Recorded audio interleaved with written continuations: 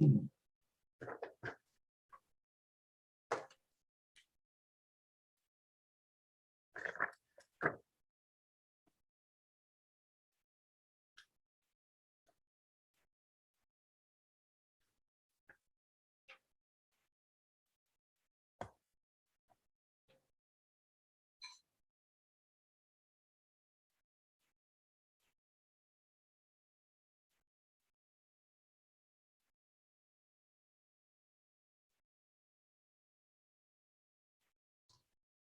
we have everyone back, Miss Kathleen? Let's give Adam a couple minutes. Okay. I'm here. Oh, there he goes. Yeah. Okay. Very good. I will call our regular meeting of November 9th back to order at 7:10 p.m. The council met previously at 4:30 and at 6 p.m., at which time roll call was taken and all members are present. So welcome anyone who is joining us now at this time. Tonight, we will begin with our invocation, which will be led by Reverend Susan Scranton of Grace Church of Glendora, followed by our Pledge of Allegiance, which will be led by Councilmember Friedendahl. Welcome, Reverend Scranton. Thank you very much. Let us pray. Gracious and ever-loving God, we thank you for the abundant gifts with which you have blessed us. And tonight we offer special thanksgiving for the gift of community. We thank you for the innumerable ways of enabling community gatherings and for new knowledge, even in times of pandemic. Look with compassion upon us as we strive to make Glendora a better place for all its citizens. Teach us to respect and honor one another as we work for the common good, and place in our hearts the will to work together to seek understanding and to creatively make a community of generosity and love. We ask you to bless and guide our mayor and city council members, Karen, David, Gary, Michael, and Mendel, and all other city leaders, sending down upon them the spirit of wisdom, charity, and justice, that with steadfast purpose they may faithfully serve in their offices to promote the well-being of all people. O Lord, we ask your blessings. Amen. Now, if you can stand, please join me in the Pledge of Allegiance. I pledge allegiance to the flag of the United States of America and to the republic for which it stands, one nation, under God, indivisible, with liberty and justice for all. Thank you, Reverend Scranton, and thank you, Councilmember Friedendahl. That takes us to student reports, and tonight we have none. And next, reordering of or additions to the agenda. Does anyone wish to reorder or to add to the agenda? Okay, hearing none, that takes us to public comment. I invite members of the public to address the council on any items on or off the agenda. You have the opportunity to use the raise hand icon on Zoom before the close of public comment to be able to address us. And also there has been provided the opportunity for people to respond via email at publiccomment@cityofglendora.org. At this time, do we have anyone who has a raised hand? I see Mr. Sina has raised his hand.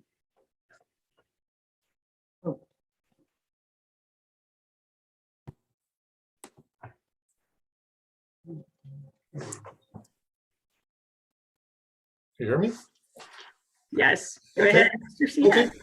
Thank you very much, Mayor Davis, City Council, City staff. My name is Joe Sina, President and CEO of the Glendora Chamber of Commerce, and I thank you for allowing me to speak this evening. The Chamber has been busy helping our local businesses here navigate the reopening. With all the changes going on in LA City, there's been some confusion with if the same rules apply here in LA County, with vaccine mandates showing and all that when you go in. So we've been able to help some, which has saved some parties at restaurants and stuff like that. So we've been happy to be able to help with that. The Chamber is also going to be launching our annual Shop Local contest for the holidays. This year it's called Keep the Cheer Here. I have a really good staff member, Michelle, that makes up all these themes and stuff. So keep the cheer here, shop Glendora, so we can have some cheerful business owners by the end of the season here. And then, as you all know, the Christmas parade's coming up December 11th. There is still time to get a spot in the parade. The chamber's working on that part. All you have to do is go through to GlendoraChristmasParade.com and enter by clicking application and filling out the information. Also, finally, hopefully I don't mess up someone else's report. We've been assisting the city with the COVID-related small business rescue grant program. It's been very successful. I could tell you from comments from our business owners, they are so grateful that this is available to them. To date, we have about 65 applications and have working through approvals of nearly 40 of them. So it's very successful. And like I said, the business owners are very appreciative. On the nonprofit side, there's 5 applications so far, but those take a little more time. So I'm sure we'll get more of those. But I wanted to say too, on behalf of the chamber, myself, to thank you for really being the first city in the area to put something like this together. So we kind of led the way with that, and our business owners really see it. So I just wanted to make sure you all knew that. So thank you, and have a great rest of your meeting. Thank you, Joe. Is there anyone else wishing to speak tonight? We have no other requests and we've received no written comment. All right. With that, then I will close public comment and bring it back to the council. And I know tonight that 2 of my colleagues have PowerPoint presentations. And so Ms. Sussman,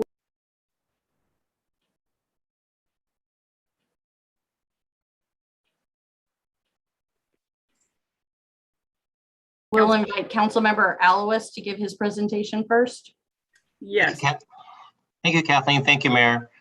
So the long-awaited trip to the Big Dalton Dam this last week was just an amazing event that we had. This was planned well over a year ago, but unfortunately the pandemic had stalled this whole situation here. But it was well worth the wait. Can we go to the next slide, please? So these were our tour guides from the LA County Public Works, Mr. Lafferty, Mr. Elrod, and Mr. Gregreski. They did an amazing job with letting us know about the history of the dam and things of that nature. This dam, just for everyone's edification, it's 146 foot at the top of the dam, and at the lowest point, it's 171 feet. And it's amazing. The drainage area is over 4.5 square miles. The reservoir water capacity is 1,080 acre feet, and it was built in the early 30s. I think 1929, I believe, is when it was completed, and it cost about $1 million for the dam to be completed at that time, and was a model for other dams in Hoover as well. As we move forward. The next slide, please. So this is the motley crew that went and visited it. It's pretty impressive when you get to it. It's pretty far back up in the canyon, and those little dots you see on the bottom, there's 3 of them, are the evacuation tubes, as you will, from the bottom dam. And in the upper left-hand corner, you see like a round cylinder that is in the archway, and that's where the overflow goes down through. And off to the right, which is not in the picture frame, is where the actual spillway for the overflow goes through. They've been doing quite a lot of work on the dam, and I believe it's Kiewit that's been doing some of the work of doing a sluiceway down below, anticipating future needs and managing the dam itself. It's in pretty good shape for being such an old dam. Next slide. So this is us walking here on the top portion of that dam, and you don't get a real feel for how tall this is until you actually walk on the top of it and you start looking down. Next slide. And this is kind of where in an area of one of the arches, you're looking down into the spillway in the bottom. Next slide. And here's another view of one of the archways through. As you can see, it's quite impressive on the height once you get to the top of it. Next slide. And this is a long view of the side of the dam and the spillway. See the little dots in the upper right-hand corner. I think one of those is Gary that's over there. I think he started to turn green when we started walking out there, and he decided not to walk out there, and he hung out towards the end there, and he was hanging on for dear life.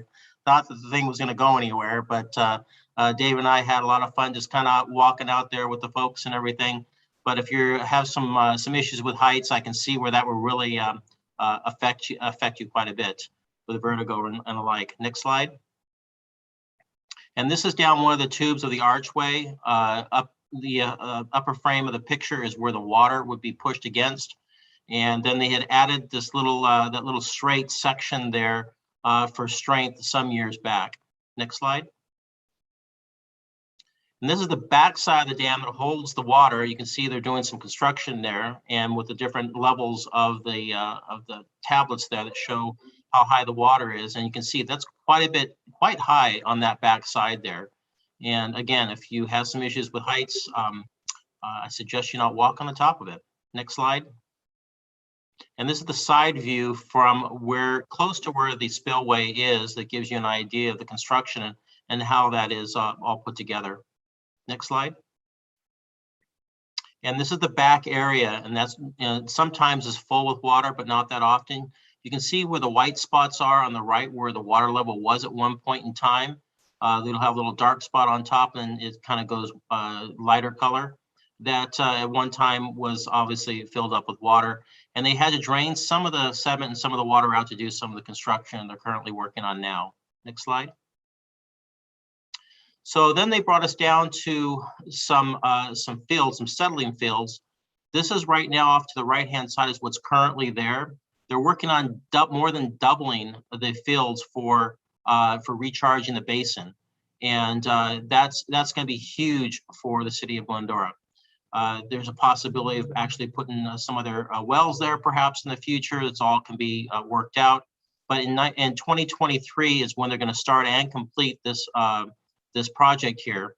And on the left-hand side is where the spillway is into the natural storm drains, and they're going to be working on replacing the old manual dams they would have to divert the water into these settling areas, and they're going to make them more automatic so that they will do this on a regular basis and be much more efficient with their time. But again, they're going to more than double that capacity, which will recharge our basin, which will help our water situation moving forward into the future. I believe that's the last slide. Yep, that's the last slide.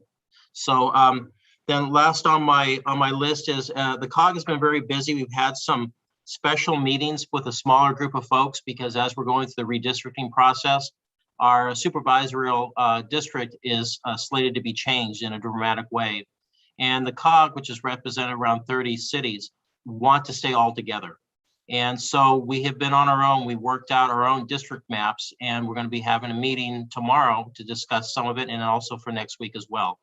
And to hopefully submit that and try to get some support for the San Gabriel Valley to be all together as in one district, as opposed to being divided up into several. And there's reasons for that, so that we have a stronger one voice, as opposed to getting diluted by downtown LA or other districts as well. So again, we have been very, very busy at the COG, and we still have quite a few more meetings and things to discuss before the end of the year. That's the end of my report. Thank you, Mayor. Thank you. Councilmember Thompson. Mayor, thank you. And Michael, excellent job. And I think I would hang out with Gary because that looked like an awful long fall. So thank you. Kathleen, go ahead. I do want to share a lot of update from our goal line. These next 6 slides are slides that normally you would not see, the public would not see, but I wanted to just expose the different factors that they are working on. So you can see on this first slide, there's a lot of safety, security, a lot of, ops stuff going on, and that is being done each day. So go ahead to the next slide. Traction. This is a really important part of this train because obviously that powers everything. It powers and it stops it too, and that's just as important. So you might see these type of cranes and these lines being hung. This is what's going on there. Next slide. So all of the lights you are seeing those being put up. There's a lot of safety parts to all of these lights, as well as the track. It monitors speed, and when there's something wrong, it slows everything down or actually stops train. Freight line is going to be done by the end of this year, which is about a month and a half out. And so all of the upgrades on that are going to be done, and that's going to be good. Next slide. Obviously, there's a lot of things that we don't see when we hop on and ride, but there's a lot of safety stuff that's involved, a lot of messaging so that the experience can also be good. Last point, you see a fire. We obviously never want a fire on any of these trains, but there's a lot of safety that is built on to make sure that that does not occur. Next slide. Fares. Obviously, it costs a little bit of money to ride these trains, so all of that is being put on. All of the internet type stuff is being dug and laid to make sure that all of the machines work well. And those some pictures there. Next slide. And I believe this is probably the last slide, but as you're on this train, rest assured that people are watching that train and making sure that safety is employed at every track, at every stop station. So that's a picture of what is going on, and this is each and every day. Next slide, if there is one. That is it. Let me give you just some updates. Route 60. Well, let's start with Lone Hill. You can go on the city website, the Goal Line website. I would encourage each of us to do that to make sure that you're aware of what's going on. But down at Lone Hill, the marketplace area, if you've been down there, you see amazing cranes and a lot of work going on there. They are beginning to dig 80 feet down to install all of the concrete poles, the steel that's there. Those are 10 feet wide. The bridge span is the biggest bridge that the Goal Line has ever built, and is the biggest bridge that is going to be on this entire line. It is 344 feet and 24 feet high. And so that is being built, and it's going to make sure that it carries this train going 55 miles an hour across that. So from 11/1 through 11/19, there's going to be days and hours that Lone Hill is closed. And you need to go on to our website, as I said, to understand that. But at 7 o'clock at night, there's going to be lanes north and south shut down. There'll be one lane going north, one lane going south. And then there's going to be a few days where that whole area is going to be shut down. 11/11 through 11/13 is when that's going to occur. So be aware of that. Make plans to go around that. And so you can still shop and do everything that you need to do. On Route 66, where the current bridge is, there's going to be additional work being done there. And that's going to be shut down from 11/19 to 11/29. That's going to be shut down for those week and a half because of the incredible steel and everything that's being put on that bridge to build that bridge to handle all of the trains going on that. So please know that that's going to be shut down from Hunter's Trail to east to that light at Compromise Line. And so please know that that is going to be done. The Foothill Grand Bridge will start this next month. The freight line work is all done, and we're happy about that. And that is probably all I have to say about that. So a lot of work going on. Council was just out at Lone Hill this past week and saw all of the rigging, the cranes, the tools that are being used to drill that hole or holes. And it's going to be exciting work. And so we were encouraged to see that that's going to be done. I just want to express to all of the vets, the families of those that lost folks that fought for us on Thursday. We will honor them. And I just want to say a personal thanks to each and every vet that is out there. You have allowed us to do what we do, to live in a nation that is free. And I just want to say thank you. At the end of this month, we will all pause and give thanks. And I'm aware that there's a lot of stuff that's going on and challenges, but I gotta say that we have a lot to give thanks for. The city's strong. The city is, doing well. It is caring for everybody that it can. We have a safe place to live. Schools are some of the best. And I just want to say thank you to each and every one that lives here. And I hope that as you take time to say thanks, that you will know that the city cares about each and every one of you. So with that, Mayor, thank you.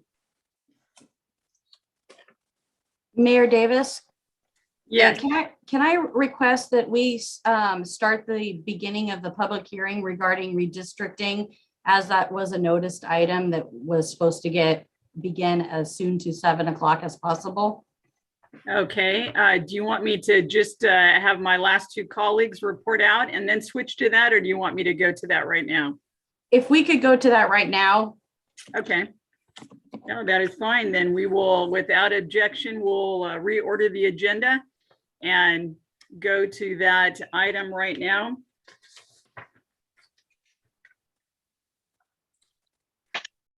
That would be item 10. Yes.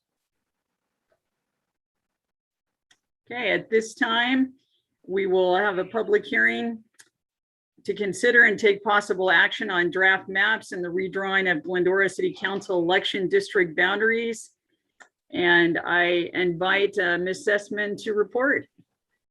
Thank you, Madam Mayor. Tonight, we're here to conduct the fourth and final required public hearing. We request the City Council receive input from the community on the draft maps that have been posted and provide direction to staff regarding which map should be considered for inclusion in the ordinance to adopt new district boundaries for the Glendora City Council. At this time, I would like to invite Jeff Simonetti from NDC to make a brief presentation. Actually, Kathleen, you have Todd Tatum from NDC. Oh, I'm sorry, Todd. That's okay. Great. Thank you all. Thank you, Madam Mayor and council members. Next slide, please. The purpose of today's hearing is to review the draft maps that were turned in your redistricting process and to receive feedback on those draft maps.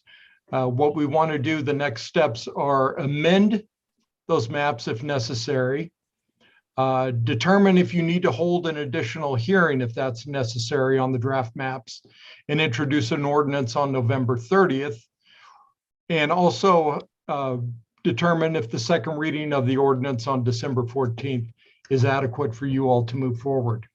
Next slide, please. This is just a recap of the reasons that we are here. This is your current demographic data by district.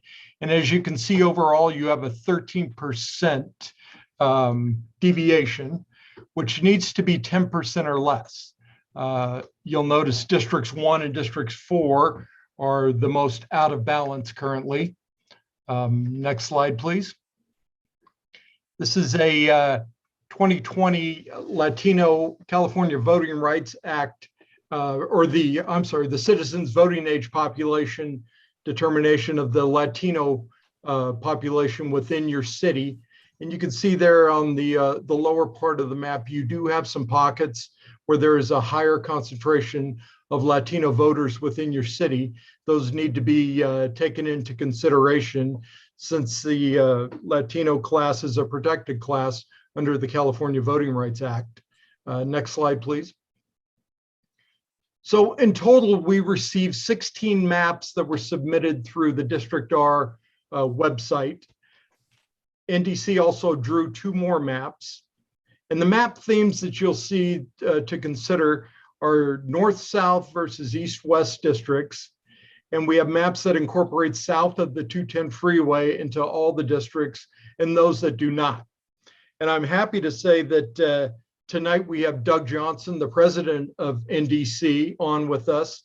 And Doug, who is a longtime expert at this, is going to go through the maps with you all and answer any technical and mapping questions that you might have. So I'll kick it over to Doug now. Thank you, Todd, and thank you, Ms. Sussman and members of the council. You may remember I was there for many hearings back when the city first moved to district elections. So it's a pleasure to be with you again. If we can switch over, yes, thank you. So on the city's redistricting website, which is drawglendora.org, go to the draft maps option. You can see all the maps that are available for the council's consideration tonight. At the top, there's the analysis, which is a summary table. I'm going to show that briefly. Thank you. This summarizes the, confirming that all the plans that are shown here are contiguous. It states their population balance for each of the maps. And then, as Mr. Tatum was just mentioning, we need to be sure we're not dividing up the Latino population in a way that dilutes their voting strength. So you can see all the districts are fairly close together in the Latino percentage of what we call the most Latino district. It may change, the district number may change from one map to another, which is why we look at which district is the most Latino and which is the second most Latino districts on the map. And then, as you may recall from when the city first went to district elections, a big focus was on trying to keep each district connected to the different parts of the city. So looking at how many districts touched Route 66 and how many districts extended south of the 210. And so you can see summarized for each plan here. Many of them have 5 that do both of those things. Others have just 3 or 2. We also talk about the pairings of council members in each map. You can see them listed here. Where there is a pairing, that means that the way we look at it is it takes the power to choose who's earned re-election away from the voters. So if 2 council members are paired, then it doesn't matter if the voters want to re-elect both of them, they can't. So the line's going to dictate someone won't be elected to a new term. So that's why we go through that. And then you can see in the groupings, and we'll show you briefly here, most of the proposed maps keep the city's vertical orientation of districts. There are 2 exceptions to that. One 101 that switches the districts to be horizontal, and 107 that creates a central city district. So this is a summary table you can refer back to if you want to get quick data on the different plans. If we can go back to the list of plans. So I'll do this fairly quickly.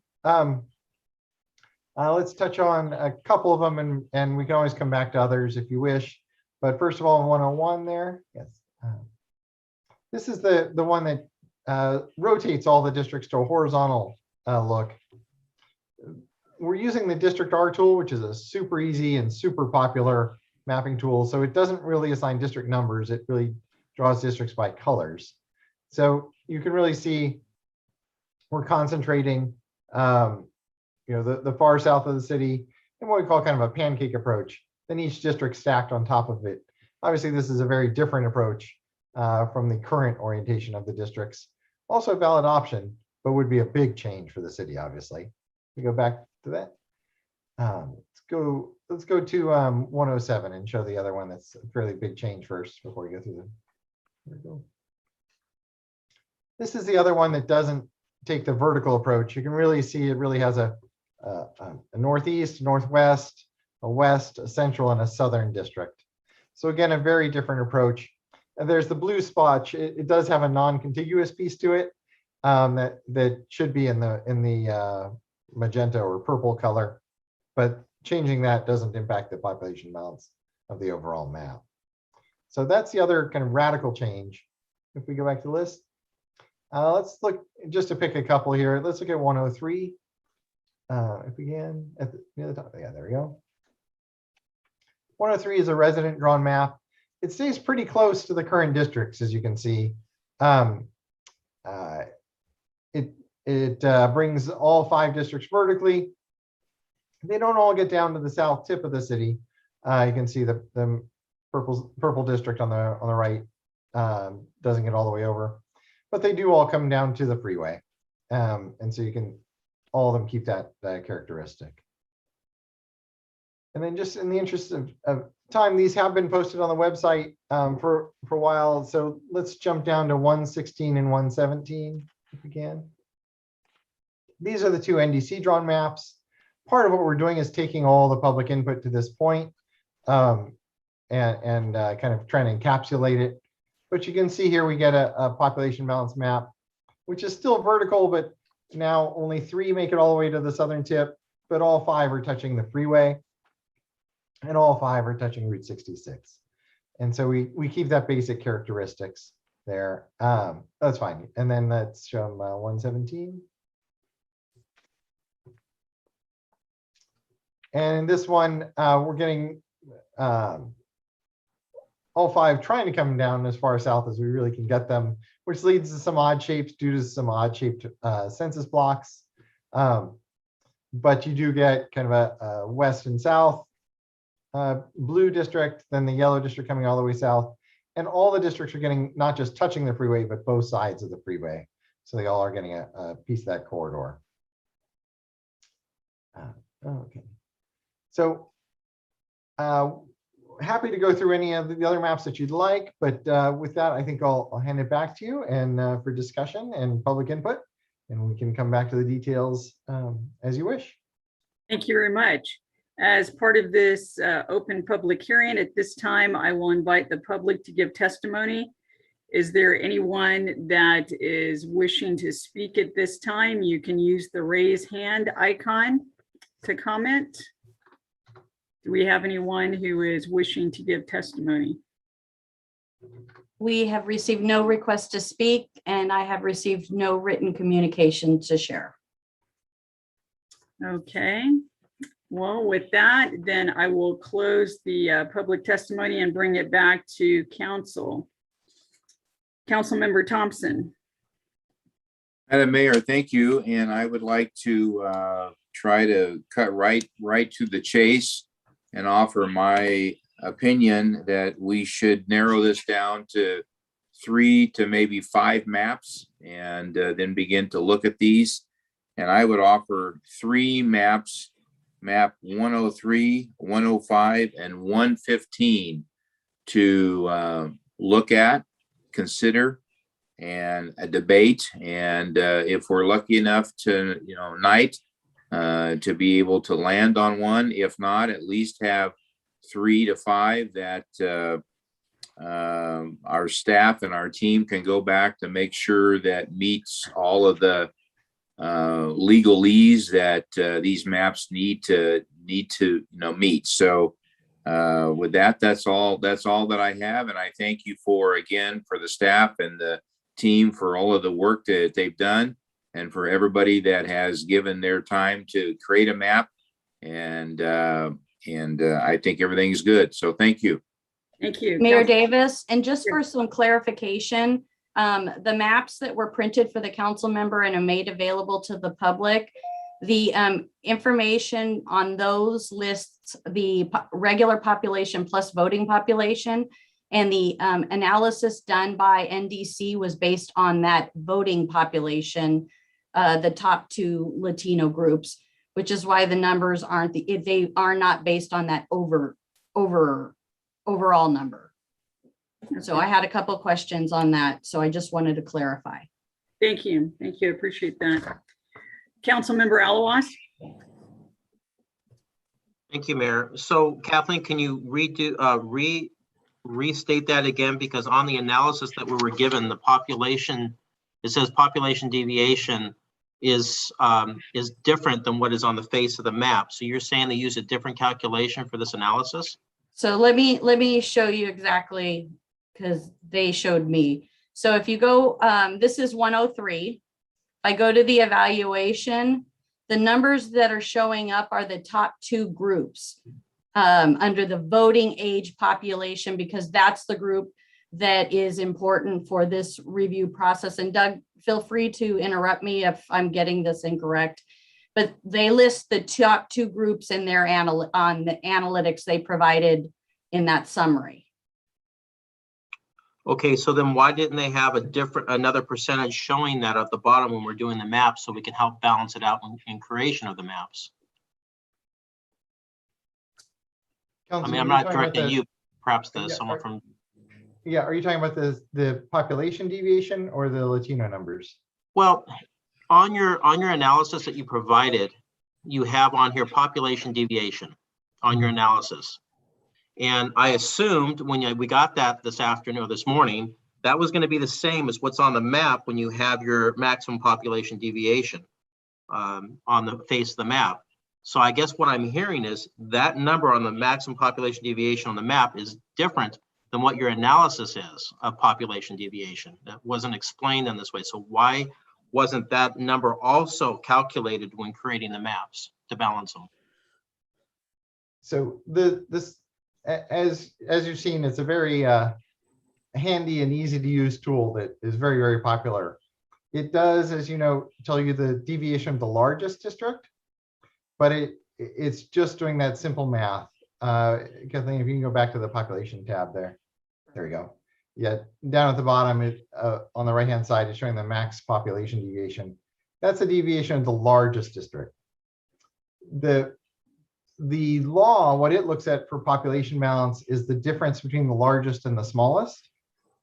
Or I should say this is the largest deviation. So what it looks at is the biggest district and the smallest district. And that difference has to be less than 10.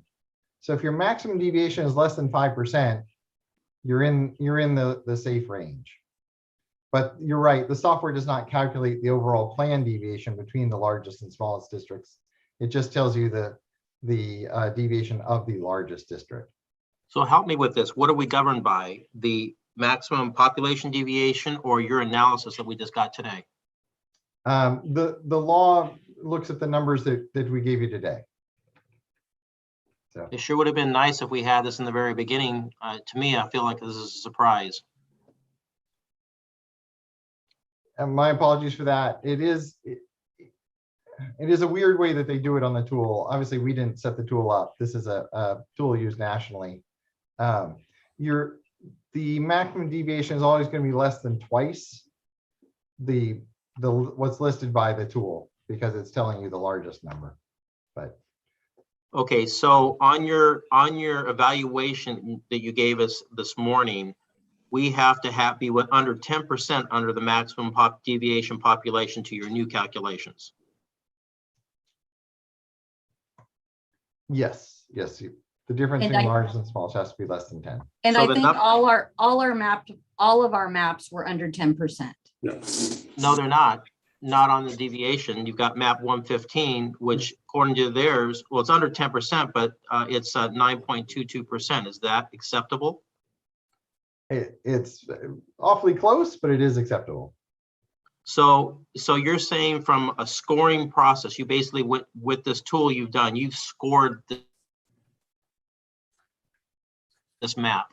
You scored all the different maps, and you basically have said that it meets the Voting Rights Act. Well, there's more than one guideline that has to be met. Understood, and this is what I want to know with this analysis. Has it been met with all the different guidelines? Yes, I think other than the one that is listed as not population balanced on the website, which is at the bottom of the list, the rest are all within the 10% range. Okay, on draft map 103, there's an area there that has an unassigned population. Is that something I always imagine we can go back if we wanted to populate that and change the balance of things, correct? Correct, yes. Yeah. Yeah, if the council is able tonight to identify 3 or 4 or 5 focus maps, we can go through and clean up all those little issues for each of those maps before you make a final decision. Or if you identify a favored map, we can certainly clean up that map. Okay, so if just for clarity, because it's a bit of a brain teaser, if there are 2 council members that were redesigned or whatever into the same district, and one is up for an election and then the other is not, what happens to, I was understanding that council member gets to finish out their term, but how does that work then with an election process? You are correct. There's no impact on the council members' current terms. If 2 council members end up in the same district who are on the same election cycle, then obviously they just both run against each other. If 2 end up in the same district, but they are in different years, so one's 2022 and one's 2024, then the council needs to decide which year that seat is up. And there will, but mathematically, there will be a vacant seat somewhere else that's up in that's assigned the other year. If the paired seat is assigned to 2024, well, then the council member whose term ends in 2022 will finish their current term and then leave the council. That person could then run again in 2024 when the district they live in comes up for election, but not as an incumbent, just as any challenger could. And that person would be replaced by someone elected from the other seat, which would hold a 2022 election. If the seat is assigned to 2022, then obviously the 2022 council member could run at the end of this term. The 2024 council member would face a choice. That person could just continue on the council for 2 more years, finishing their current term, and then leave the council and be replaced by someone from another part of the city, which has a 2024. So theoretically, you could have 2 council members in the same district at the same time. Oh, yes, definitely. And the other piece is that the 2024 council member could actually choose to run midterm for that 2022 seat. And if elected, would resign the remaining 2 years of the term from the old seat and be sworn into the 4 years of the new seat. So it gets very, very complicated when you end up with council members paired.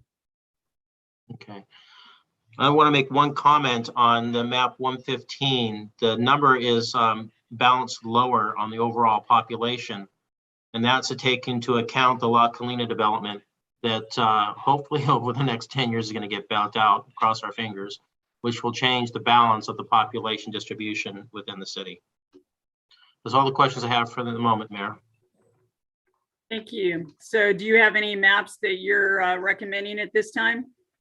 I'll go with Mendel's. We would have to, his selection, but we'd have to augment and correct 103 for the unallocated population. Okay, thank you.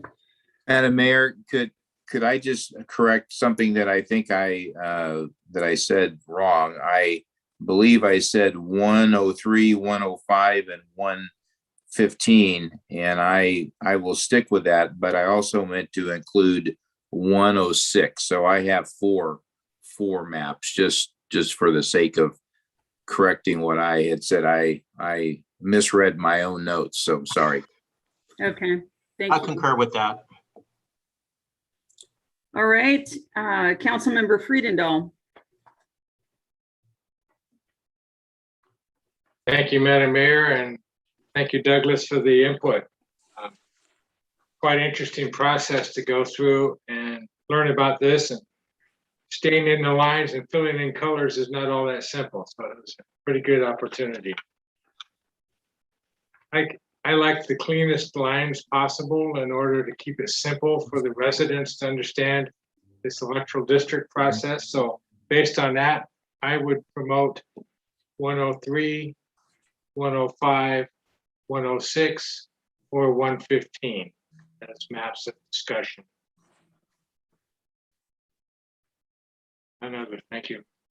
Okay, thank you. Mayor Pro Tem Boyer. You know, I'm good with the selection of those maps. I had number 104 in my list as well, but I think it's good to, you know, make this choice as minimal as possible. So I'm good with the selections that's been proposed so far. Okay, thank you.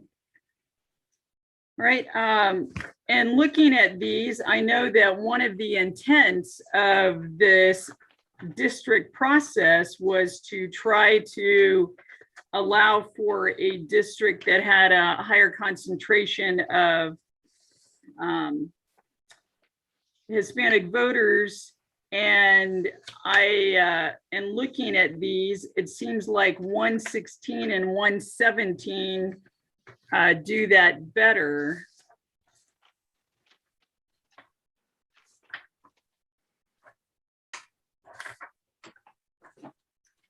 So on my list were 103, 105, 116, and 117.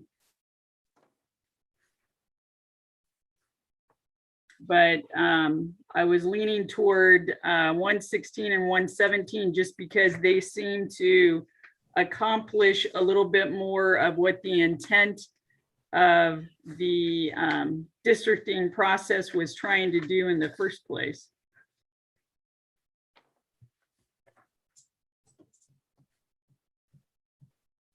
So I offer that for council discussion. Well, Karen, just my opinion on that. I don't think I could possibly support 116 as Okay, it only allows for 3 districts to go south of the 210 freeway. all right, well then we'll toss that one. But I'm more than happy to include the other one. You know, I would agree with that too, Karen and Gary. So 117 would certainly be in the mix.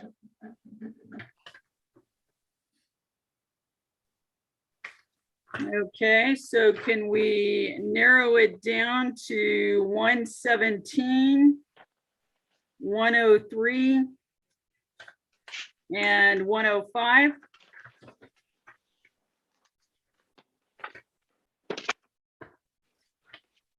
Did you exclude 115? Yes, I'm trying to narrow it down So I'm sorry, Karen, which numbers are you trying to narrow down to? to 103, 105, and 117. And 115 is what David said. And I tossed out 115. Yeah, I'm not good with that. All right, You only have two districts hitting Arrow Highway on 117.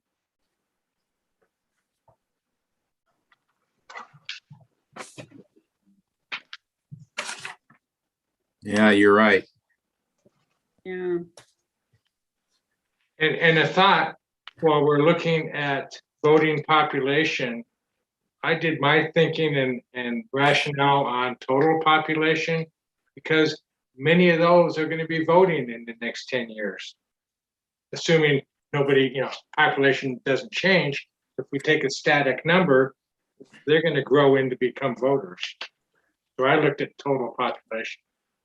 Well, out of the others, 103, I think, does the best of accomplishing the distinct district of a concentration of voters.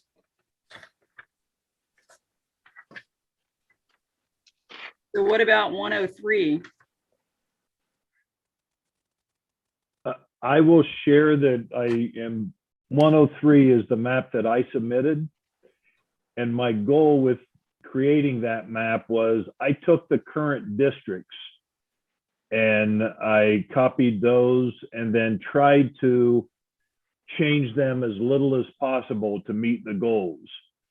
And I like the idea of not disrupting the current districts we have in place already, because I worry about the possibility of some residents actually being left out of 2 election cycles. So that was the purpose behind, the thought process on creating 103. So you're a genius. Look at you. That was good. That was the easiest way to do it. Mayor, if I might add, with 103, the council would have to provide some direction to fill in those 83 unassigned seats, which actually appear to be in the top right-hand corner of the map, just borderlining the southern side of the larger unincorporated pocket on the west side of town, just south, like a little tiny corner, and then in the bottom left-hand corner of the map as well. Those are the 3 areas, just in looking at it on here, and I apologize. Oh, and then just north of Palm. I think the mayor pro tem is a genius, but he can't color very well. So I'm colorblind. It all looks the same to me, Mayor. Yeah, so it looks like when he was trying to color in the lines, he missed a few spots. So yes. So, Mayor, my thought process was, again, you have the lot cleanup project, which is going to add quite a few residents there in that area. And that would be in lockstep, in line with going down Grand all the way and not breaking up a community from the east side of Grand. Right there is that little dog leg, and pushing it back the other direction. So you keep the growth that you have over there onto the west side. You account for that moving forward over the next 10 years. My guess over the next 3 to 5 years, that's going to change dramatically, and that's going to throw these maps completely out of balance, and then not break up a community down there at the bottom like we have here on 103. I agree with Gary trying to keep as close as possible with that, but I'm looking a little bit down into the future. What are you talking about breaking up at the bottom?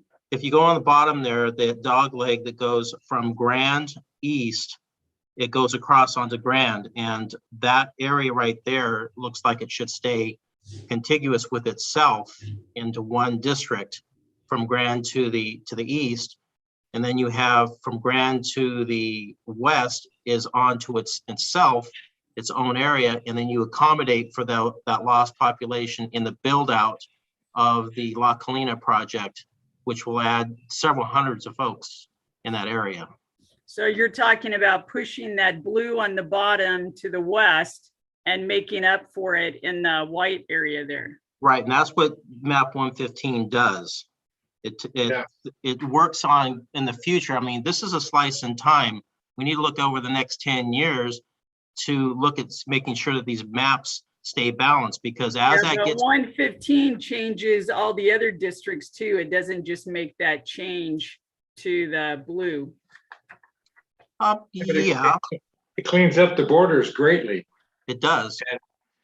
Just for the council's consideration, I think with our Arrow Highway specific plan, Route 66 specific plan, and potential development in the downtown core associated with the Gold Line, while I think we know La Colina could come. I think there's also some potential large developments in 2 and 3 that could also occur in the future.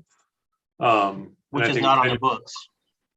Correct. If we're looking at number of units, I would say both of those areas would have statistically a larger population potential increase in 10 years. So, But then I would like to make a motion that we ask them at NDC or staff to work on 103 and cleaning that up a little bit. Well, there's only Yeah, one because thing. the current map does not show those little white areas on the east side of town. So I don't know if it was just a clerical error where those white areas are, and then down on the lower left, the west area. But the current map includes those areas, so I don't know what happened there. So if you clean that map, that little piece up on 103, it increases District 4, which is fine, and it decreases District 2 greatly. But then you have that little sliver, which is probably in no man's land right there. It's a real narrow corridor. There's a little spot right above East Palm Drive in the yellow. Right there. Yes, right there. Yeah, Yeah. right there. And There you that's on the current map too. So whoever fixed that did a good job.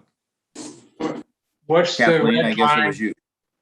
What's the red line in the lower right corner of District 5 in the purple?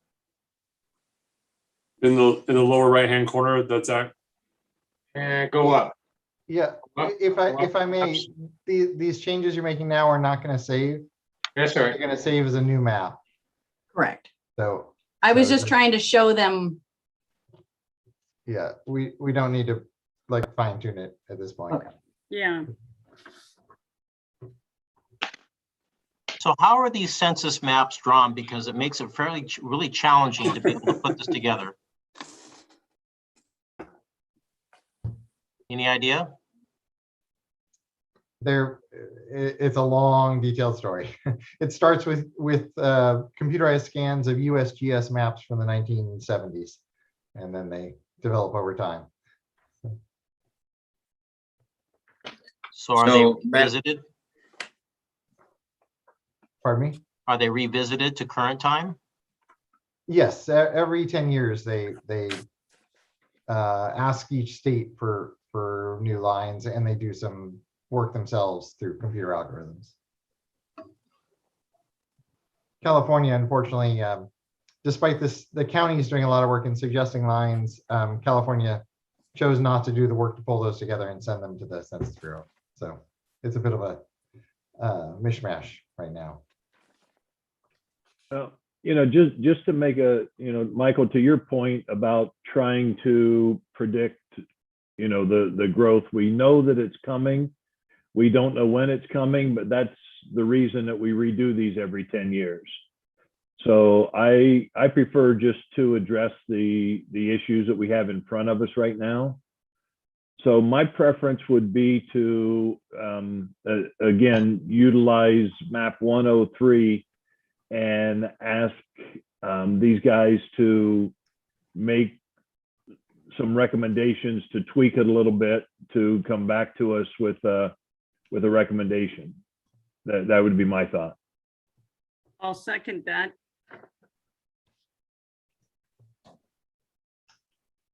I'm good with that. Can we do a better comparison of 103 to 115 in that discussion? So, yes. One of the things we'll actually do when we clean them up is we'll put them on an interactive map where you can actually overlay them on top of each other and see where the differences are as well.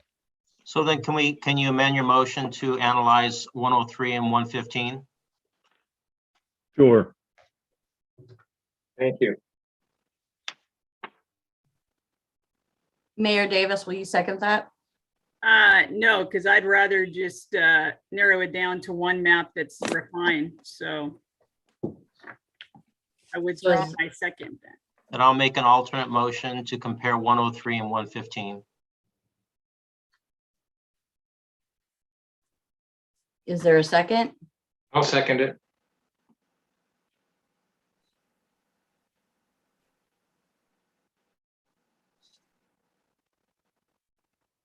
Okay, then I'll move forward and conduct a roll call vote. We'll do the alternate motion first. There's a motion by Councilmember Alois, a second by Councilmember Friedendahl to direct NDC to look at map 103 and 115 and do a cleanup and make the presentation at a future meeting. I'll conduct a roll call vote. Councilmember Alois, Yes. Councilmember Thompson, Yes. Councilmember Friedendahl, Yes. Mayor Pro Tem Boyer, Yes. Mayor Davis, Yes. motion carries 5-0. So Ms. Sussman, then, based upon what was just decided, how does that spell out our timeline going forward? We're gonna need to schedule a special meeting. Doug, how long would it take you to do the cleanup and get me the data necessary for a special, for these two maps? We can, Council has saved the November 16th between 4 and I think 7, and then the 30th. it's probably gonna take me to the end of the week, so the 16th might be too quick. Okay. Just for clarification, this has to be done by the 15th of December? Correct. Adopted? It has to be adopted by the 15th of December, and it is an ordinance, and ordinances are required to be adopted at regular meetings. So the last meeting in which this item can be adopted is on the 14th of December.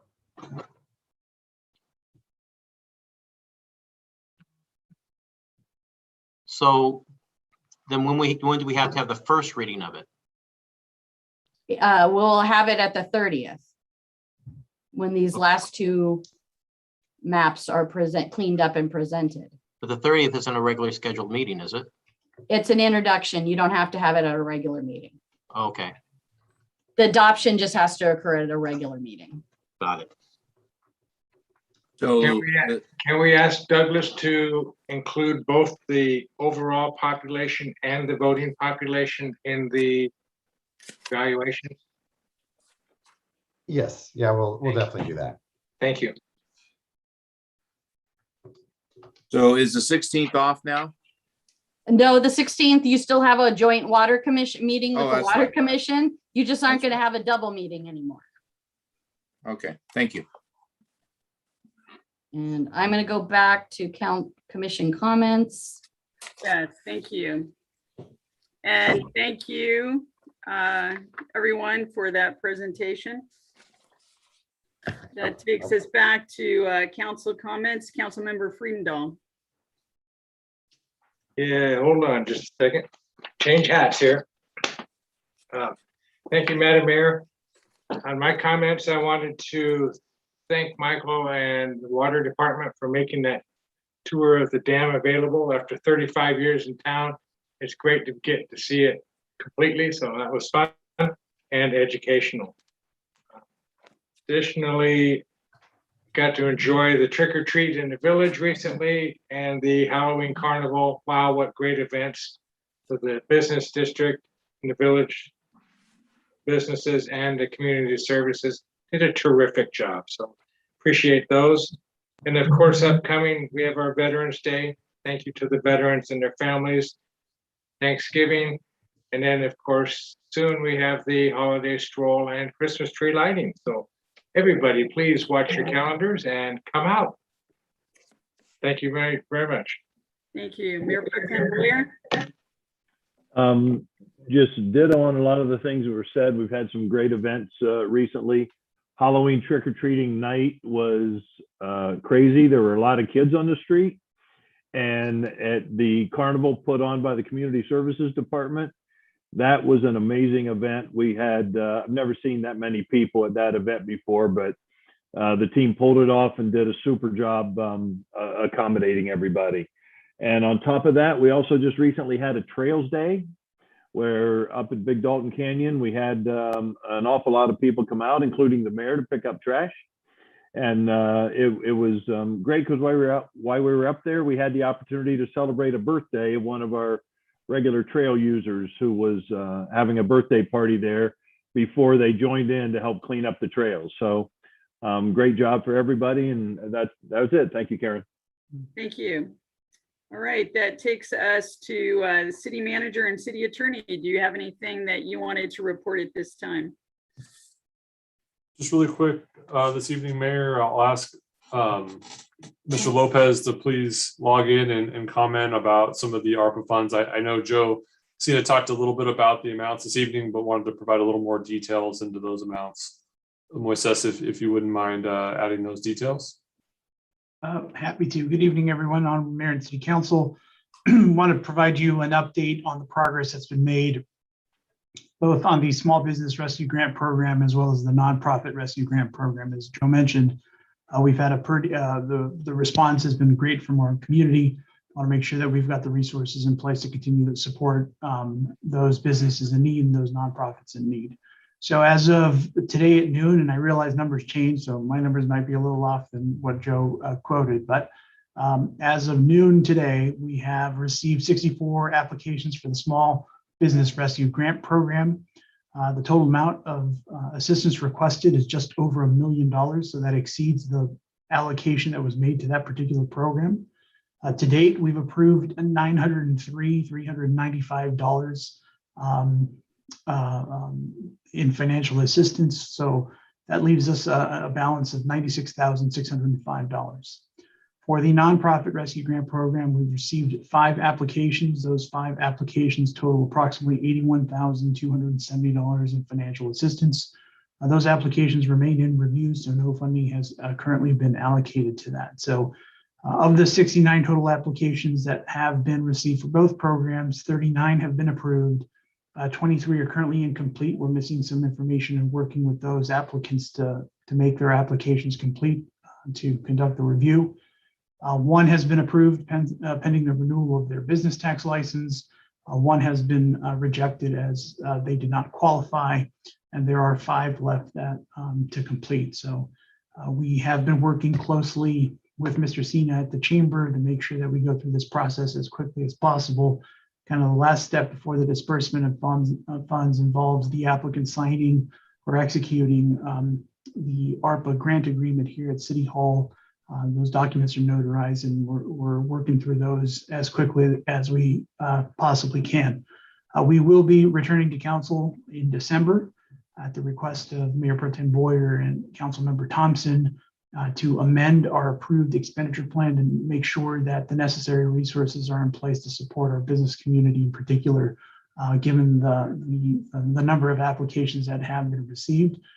In an interim basis, we don't want to stop or pause the program. We'll continue reviewing those applications, and if need be, we'll tap into the nonprofit assistance program temporarily, just based on the amount of response that we've seen there. We've got some capacity to do that. And with that, I'll turn it back over to the city manager. Thank you very much, Moises. Just an appreciation for me. My 2 children were out on Halloween, had a chance to visit the carnival, and we had quite a few visitors on our house. So it's great to see everyone out and about, and look forward to seeing more of you out at future community events. Mayor. Thank you. Mr. City Attorney, anything you would like to share? No, nothing to add in particular, except I made it back into town for the first time in what, 1.5 years, and the town is still standing, and the downtown looked amazing, and got to meet some people that I've done business with for over 1 year now via Zoom in person, and it was a pleasure to be back and hope to do it more frequently. Thanks, Madam Mayor. Thank you. All right, that takes us to special items. Item number 4, a proclamation by the City Council recognizing November 27th, 2021 as Small Business Saturday. And I invite Councilmember Friedendahl to read the proclamation. Thank you, Madam Mayor, and it's a pleasure to acknowledge the small business group in town and designate Small Business Saturday on November 27th, 2021. Whereas, according to the United States Small Business Administration, there are currently 31.7 million small businesses in the United States.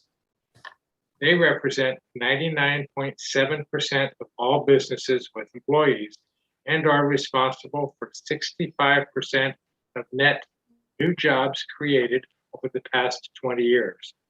And whereas the City of Glendora recognizes the key role that small businesses play in maintaining our vibrant community and keeping our economy strong, and whereas we support small business, local communities preserve their unique character while creating jobs that provide opportunities for many of our residents, and whereas since 2010, the Saturday after Thanksgiving has been designated as Small Business Saturday, a designation that has been embraced by advocacy groups, public and private organizations across the country.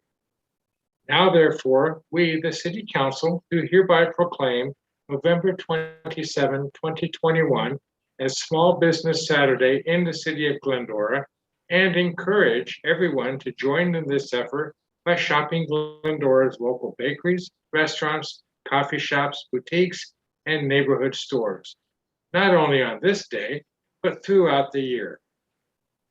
In witness thereof, the mayor has set her hand and caused the seal of the City of Glendora to be affixed this 9th day of November, 2021.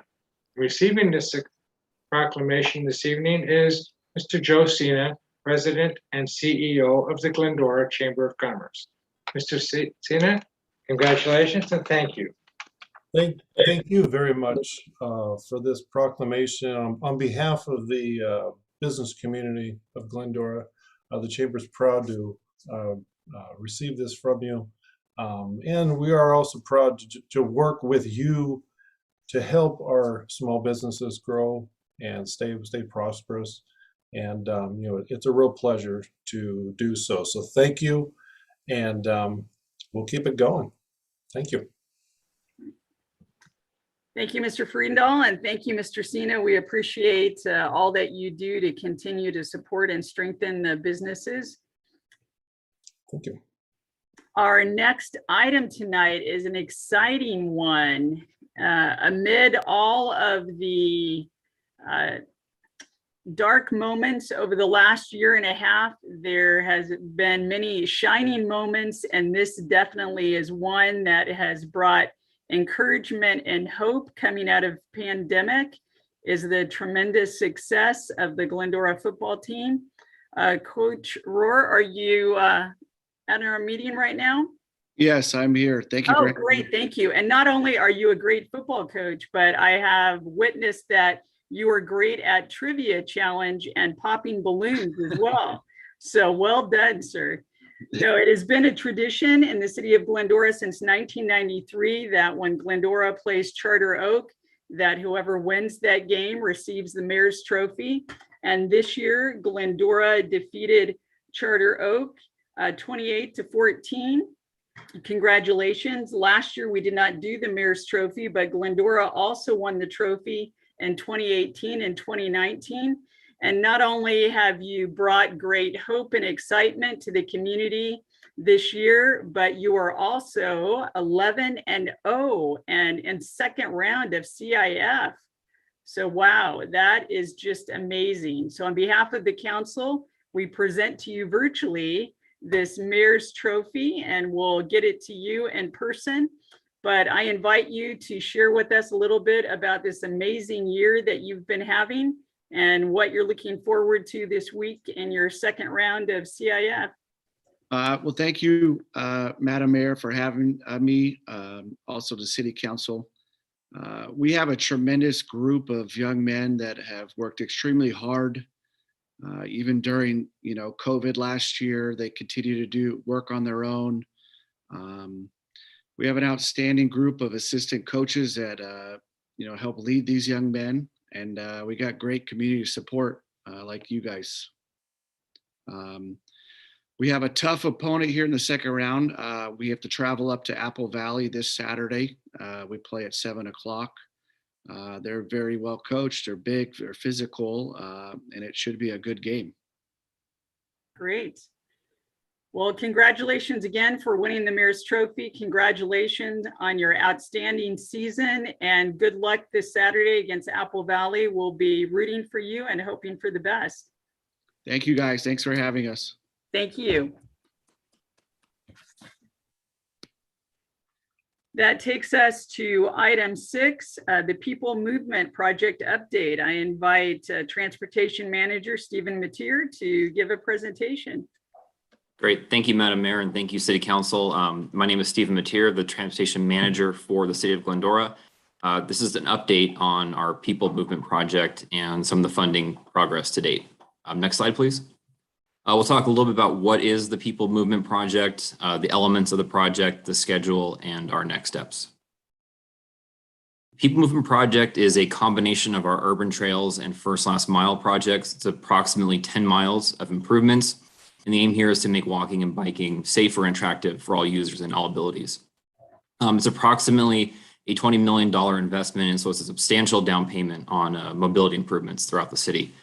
The map here shows in green are the urban trails. That's the San Dimas, Little Dalton, and Big Dalton washes.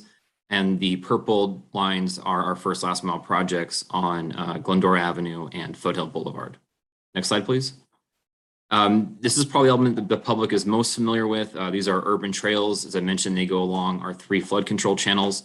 That's the San Dimas, Big Dalton, and Little Dalton washes. They are class 1 or fully separated bicycle and pedestrian walking paths. This is also an opportunity for us to add stormwater capture and native landscaping along the various trails throughout the city. In terms of our first last mile projects, as you recall, they include protected bicycle lanes, intersection improvements such as a protected intersection, a roundabout at Glendora and Ada, wayfinding signage, and bus stop improvements. And here we're talking about at Citrus College and at Route 66 and Glendora Avenue. Next slide, please. These are the concepts of the plans that plans that we share with the public, I should say. On the left is Glendora Avenue looking south towards Ada. As you see there's the raised protected bike lane with the angled parking, signage, and some more street dining. On the right side is Foothill Boulevard, and you'll note here again, parking is maintained throughout the corridor with here is a buffered bike lane and a centered turn lane. Next slide, please. One of the really great things about our People Movement Project is garnered a lot of regional recognition. SCAG and the SGV COG have asked us to present several times on not only on our plans, but also on our demonstration projects and our outdoor dining. LA Metro has also recognized our first last mile planning efforts as a model for LA County and are actively using the refinement study that we did as a model for other metro lines throughout the county. And lastly, we received a couple weeks ago the Outstanding City of the Year from Active SGV, which recognized our city's commitment and leadership in the mobility sphere, particularly around our parklet program, our demonstration bike lane, and our proactive approach to planning. Next slide, please.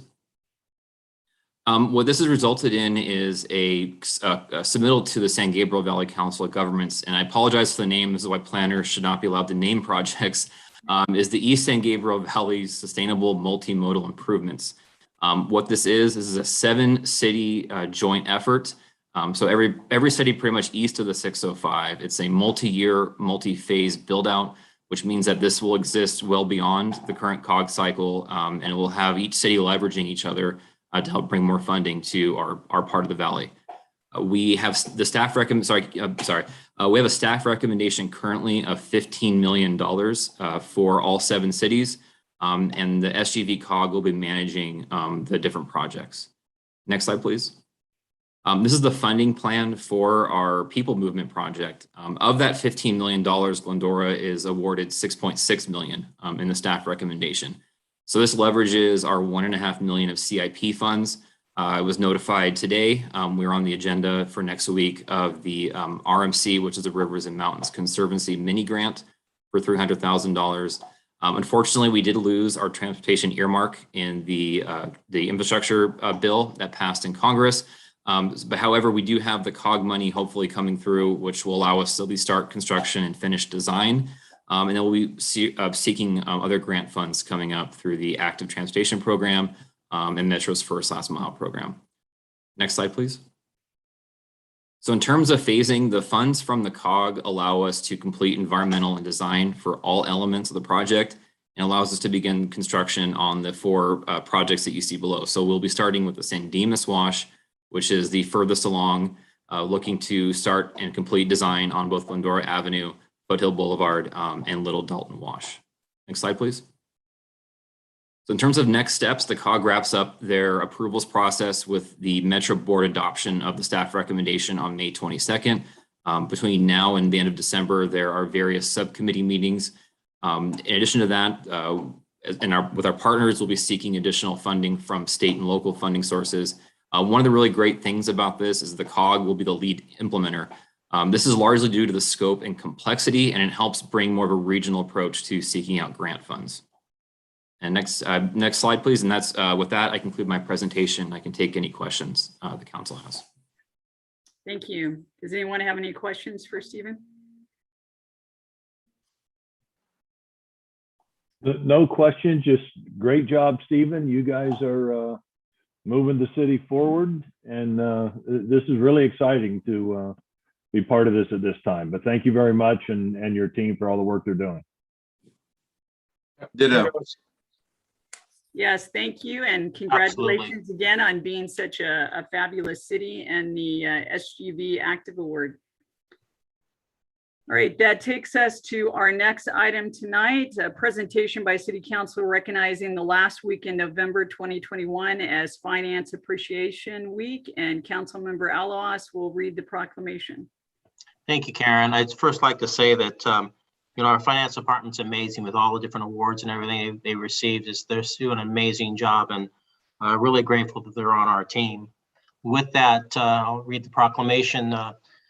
Whereas the fiscal success of any organization is largely dependent on the proficiency and the highest standards of ethical performance of its accounting division. And whereas the Administrative Services Finance Division encompasses many critical functions that include accounting, accounts payable, accounts receivable, payroll, and utility billing. And whereas Glendora's Finance Division has been awarded the Government Finance Officers Association Distinguished Budget Presentation recognition for 11 years in a row, the annual Comprehensive Financial Report Certificate of Achievement for Excellence in Financial Reporting Award, 24 out of the last 25 years. Amazing.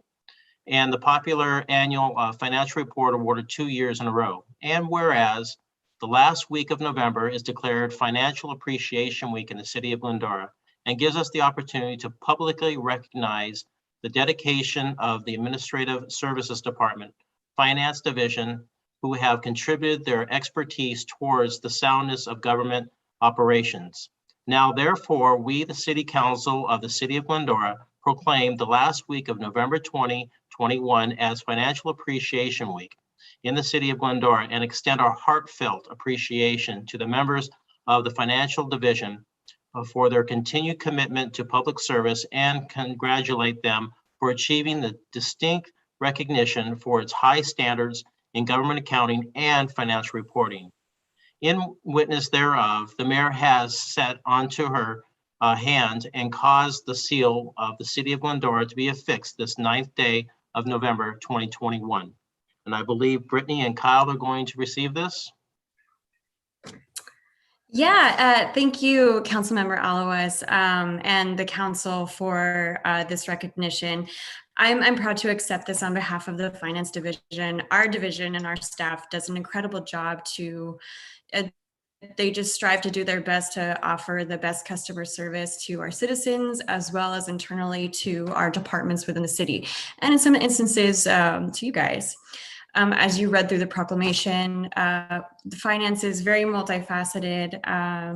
Our duties stretch from supporting day-to-day operations, from meeting various annual reporting deadlines, such as the one coming up for the audit. And, our job is to provide clear and accurate information, and it's great to be recognized for that. Thank you. Thank you so much, Brittany. Well done. Thank you very much. That takes us to our next item, the 2020-2023 strategic plan update. City Manager Raymond. Good evening, everyone. I know Kyle's going to talk right now, and I'm sure he was going to say ditto what Brittany said. So I'll just use my crystal ball and say that that's what Kyle was going to say. Perfect. There we go. So this evening, we have periodic updates to the City Council on strategic planning. The plan for calls for us to come forward quarterly. In the past year, we've had a discussion 3 times and missed one of those. So moving forward, we'll look to do a better job of providing some of the information before you in a more summary fashion, but also providing all the contextual details. We'll also add an agenda item to an upcoming agenda to discuss the strategic plan in general. Next slide, please. Current strategic plan before you is a 3-year strategic plan. City Council and staff met with boards and commissioners in July of 2020. Really, the focus was on long-term COVID recovery while tackling the ability to ensure that a lot of the objectives included in the goals were included in our 2-year budget. Next slide, please.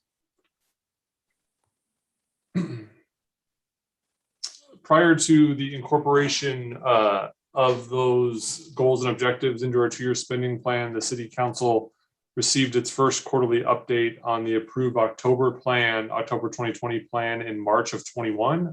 That update is followed a very similar process to what's before you this evening.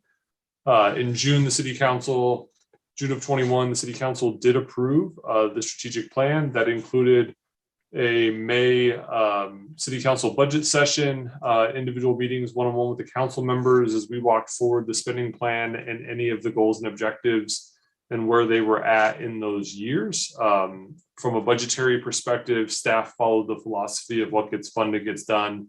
It's much easier to move forward with the accomplishments when there's funding in which to do so. Next slide, please. So the city has 6 strategic plan goals. 5 were carryover from the previous plan.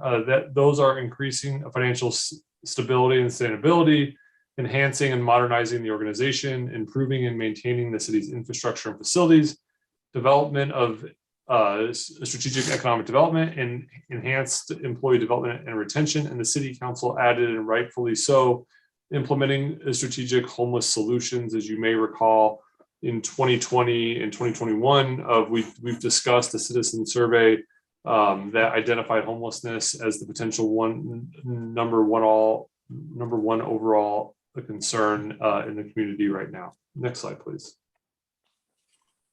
The plan, the update from the last time we were here in March included 58 objectives that were included in those 6 areas. The plan originally started out with 56. In March, we added 2. That was the coyote management plan and short-term rentals. Since then, we've added 4 additional items for a total of 62, not 64. Should have had finance and their sharp mathematical skills review this presentation before I gave it this evening. In those areas, specifically financial management has 8 goals. Modernization, we're now up to 26, up from 23. Infrastructure, we're up to 10 from 9. Economic development continues to have 6 objectives. The city employees, we focus on 9 objectives, and homelessness 3. Next slide, Kathleen. We'll get into a little bit of the details in items we've accomplished since the plan was adopted and sort of moving forward. We followed up on the council's request to have an update on the Citizens Ad Hoc Committee report. City Council received that update, and at that time, no action was taken, but we definitely keep some of the items such as future use of city land into consideration as we move forward. The city was able to accomplish a recapturing of lost COVID revenues. That goal has been accomplished. The City Council, through its advocacy efforts, asked both the state, county, and feds for additional funding to offset the city's lost revenues and provide the resources for the city's business community and those in need. We've been able to do that, and also the city's revenues have rebounded during that same time as well. Included as one of the priority items since our last update, the City Council did adopt the 2-year spending plan, which incorporated a lot of these strategic plan initiatives over the next 2 years. And also the Sierra Madre Landscape District, that re-education and possible election is currently underway. We have mailed both information and interest cards to the community. Those are being totaled now, and we'll be back before the City Council here either at the end of the year or the first part of next year with the process moving forward on how to hold elections. So we continue to do the landscape areas in off of Sierra Madre. Next slide, please. Modernizing the organization. The Medal of Merit program was approved by the City Council, went through a pretty comprehensive effort, both City Council and the Community Services Commission. We have awarded a couple of the Medal of Merit to Eagle Scouts already. The City Clerk's Office has implemented the paperless FPPC campaign filing paperwork and continues to find additional ways to provide electric documents online. The City Council reviewed animal control programs and options, directed staff to move forward. That resulted in a 2-year extension with IBHS, and we continue to look at some of the issues like affordability and overall cost structure amongst cities for the Inland Valley. The City Council adopted a county management plan. We've adopted the short-term rental program ordinance, and in fact, the City Council revisited this item for a second time. We will have an item before the City Council in December to review the original urgency ordinance that specifically looks at occupancy limits. The public notice of our proposed ordinance will be published soon, and we'll be back before the council in December. Additionally, the City Council adopted new meeting rules. It's actually been an item that's been in process for several years. It was impacted by COVID, and City Council made some decisions and direction to modernize its rules for how meetings are conducted. Next slide, please. In the same area, we had an item earlier this evening with district elections. The City Council also moved forward in a similar fashion. We added a task to this objective, which was to look at the council election dates. The state of California, as you may recall, decided to change one election cycle from March to June and to avoid confusion. And I believe, as Mayor Pro Tem Boyer said, no matter what, the state can't change the presidential election cycle. And so we have moved to a November timeframe. The county has approved the November timeframe. So our next election will be 1 year from now in November of 2022.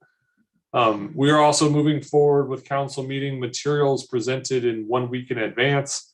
We've also received the request to include the presentations with those items. In fact, the City Council meeting here this evening is the first one we've been able to produce a week in advance and include the PowerPoint presentations. The City Council and City staff have also made great progress on the Glendora Unified MOU due to some staffing changes at Glendora Unified and also the pandemic. A process we've started 3 times got delayed. However, we were able to come to interim agreement on some language, and also we've come up with short-term solutions for use of bathrooms for Glendora Youth Soccer and the potential and the use of courts for Glendora Youth Basketball. That specific MOU will actually be presented to Glendora Unified School District in December. Both myself and Mr. Lopez will be there that evening to present that item, and we look forward on making additional progress on our main MOU with Glendora Unified School District. Next slide, please. We also were able to accomplish our goal of creating a technology committee. That is a staff-led committee with staff in a management capacity and technical capacity with each that exists within each department. They create recommendations to the city's executive team, which seeks council approval. 2 new items that were added are both items that were funded in the budget. This is where Measure E in the city's Fund 321, which is our excess general fund capital money at the end of every year, came in handy. With pending deadlines, the city council moved forward with funding a new ERP and land management system.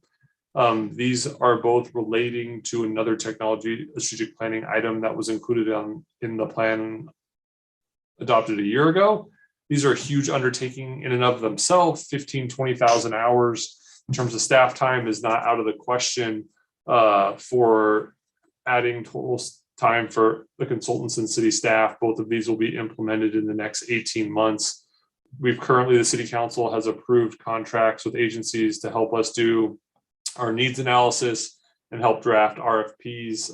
We're hopeful that the land management RFP will head out the door in the next 30 to 45 days, followed by ERP in the next 60 to 90 days for the RFP for selection. Additionally, the city council undertook a review of alleyway considerations after significant public meetings, I think 7 total, and city council actions. We now have an amended ordinance that provides a way for the alleyways to be parked and for exceptions to be granted, and enforcement of alleyways and overnight parking in those areas. Next slide, please. Later on this evening, we'll get an update of the city's capital improvement process. One of the things that became loud and clear by the city council during the strategic planning session was the city needed a comprehensive review of its capital improvement process, both awarding of contracts and getting work done quickly.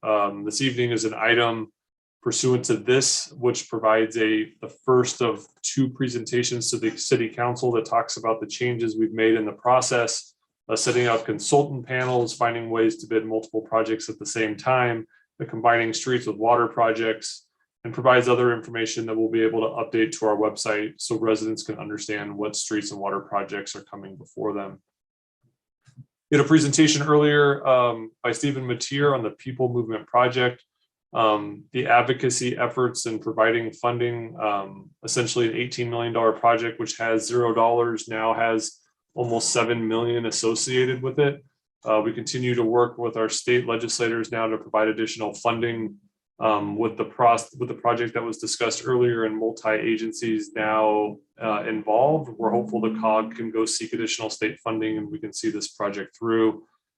Additionally, the city council throughout the past 6 months has also approved several purchases from our transportation fleet and modernization, as well as approved agreements for the Charge Ready program through Edison. And we're hoping to come before you with some additional air quality management district funding so we can put in the charters and electrical infrastructure to meet the requirements to have an electrified transportation fleet here in the next 10 years. Next slide, please.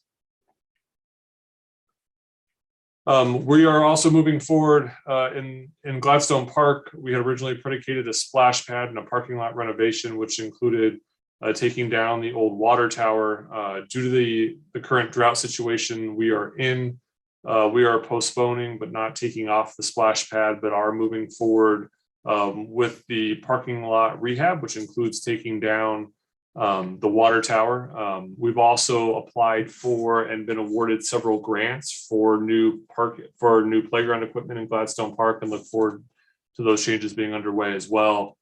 Additionally, an effort led by a couple council members, Senator Portantino was able to secure the city $1.5 million in state funding to help out with the historic streetlights.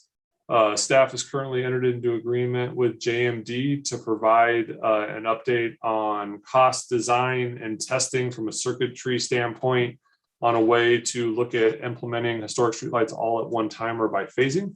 At that time, we'll get a better idea of costs and return to the city council for a robust discussion on how we move forward with the historic streetlight project as well. Next slide, please.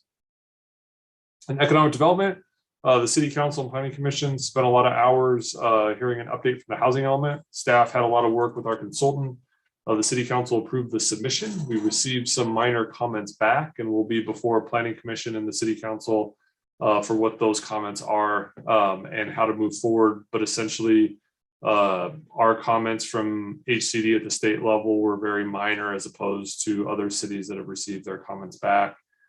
The City Council has also begun its development of a goal line vision and development around the plan. We've had conversations before the City Council over the last 5 months on future parking We are going to be involved in a discussion with the Business Improvement District on potential entertainment options in the district as well, to have a unified plan potentially going all the way down Glendora Avenue.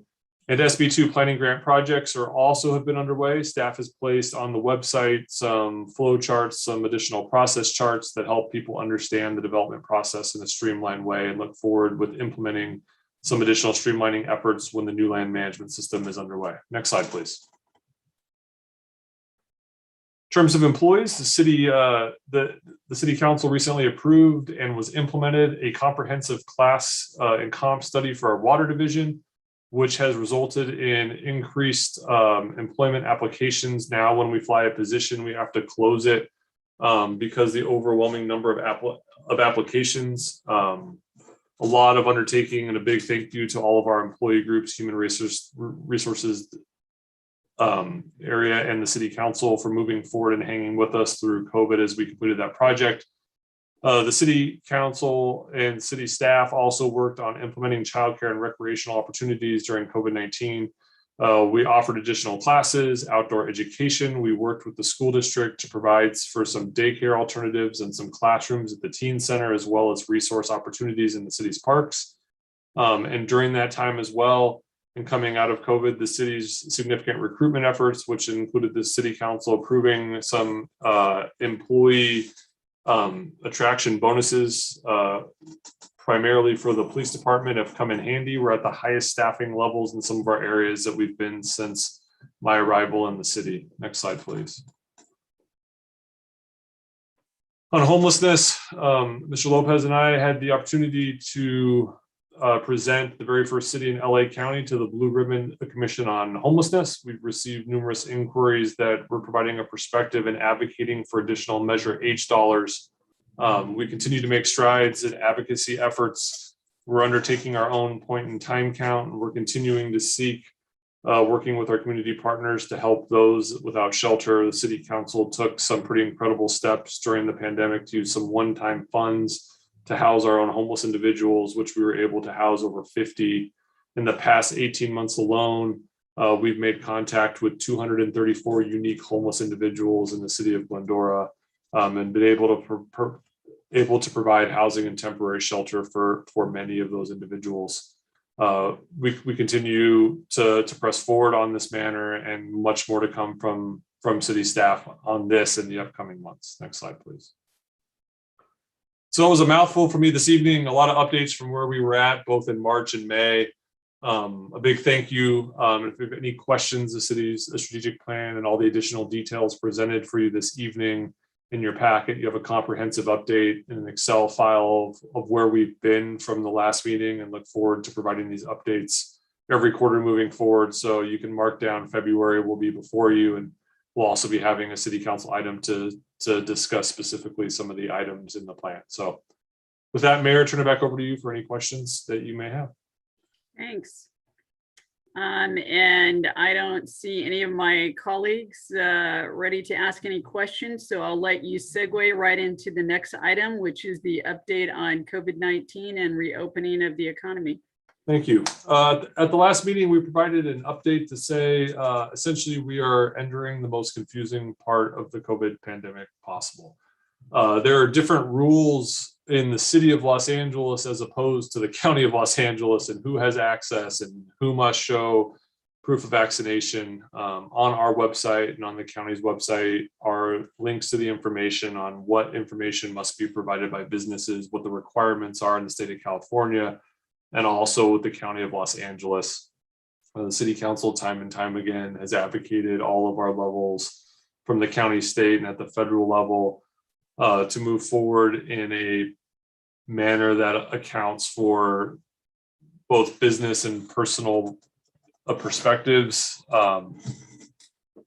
Essentially, nightclubs and bars in LA County require proof of vaccination to enter indoors. However, in the city of Los Angeles, proof of vaccination is required for a great many activities, including but not limited to gyms, restaurants, movie theaters, the city of Los Angeles Zoo, so on and so forth. If you have any questions, please contact the city. I'd be happy to provide you some perspective. And And lastly, in the news in the past 10 days, President Biden's mandate of all employers, more than 100 employees, either provide proof of vaccination or wear a mask and do testing indoors,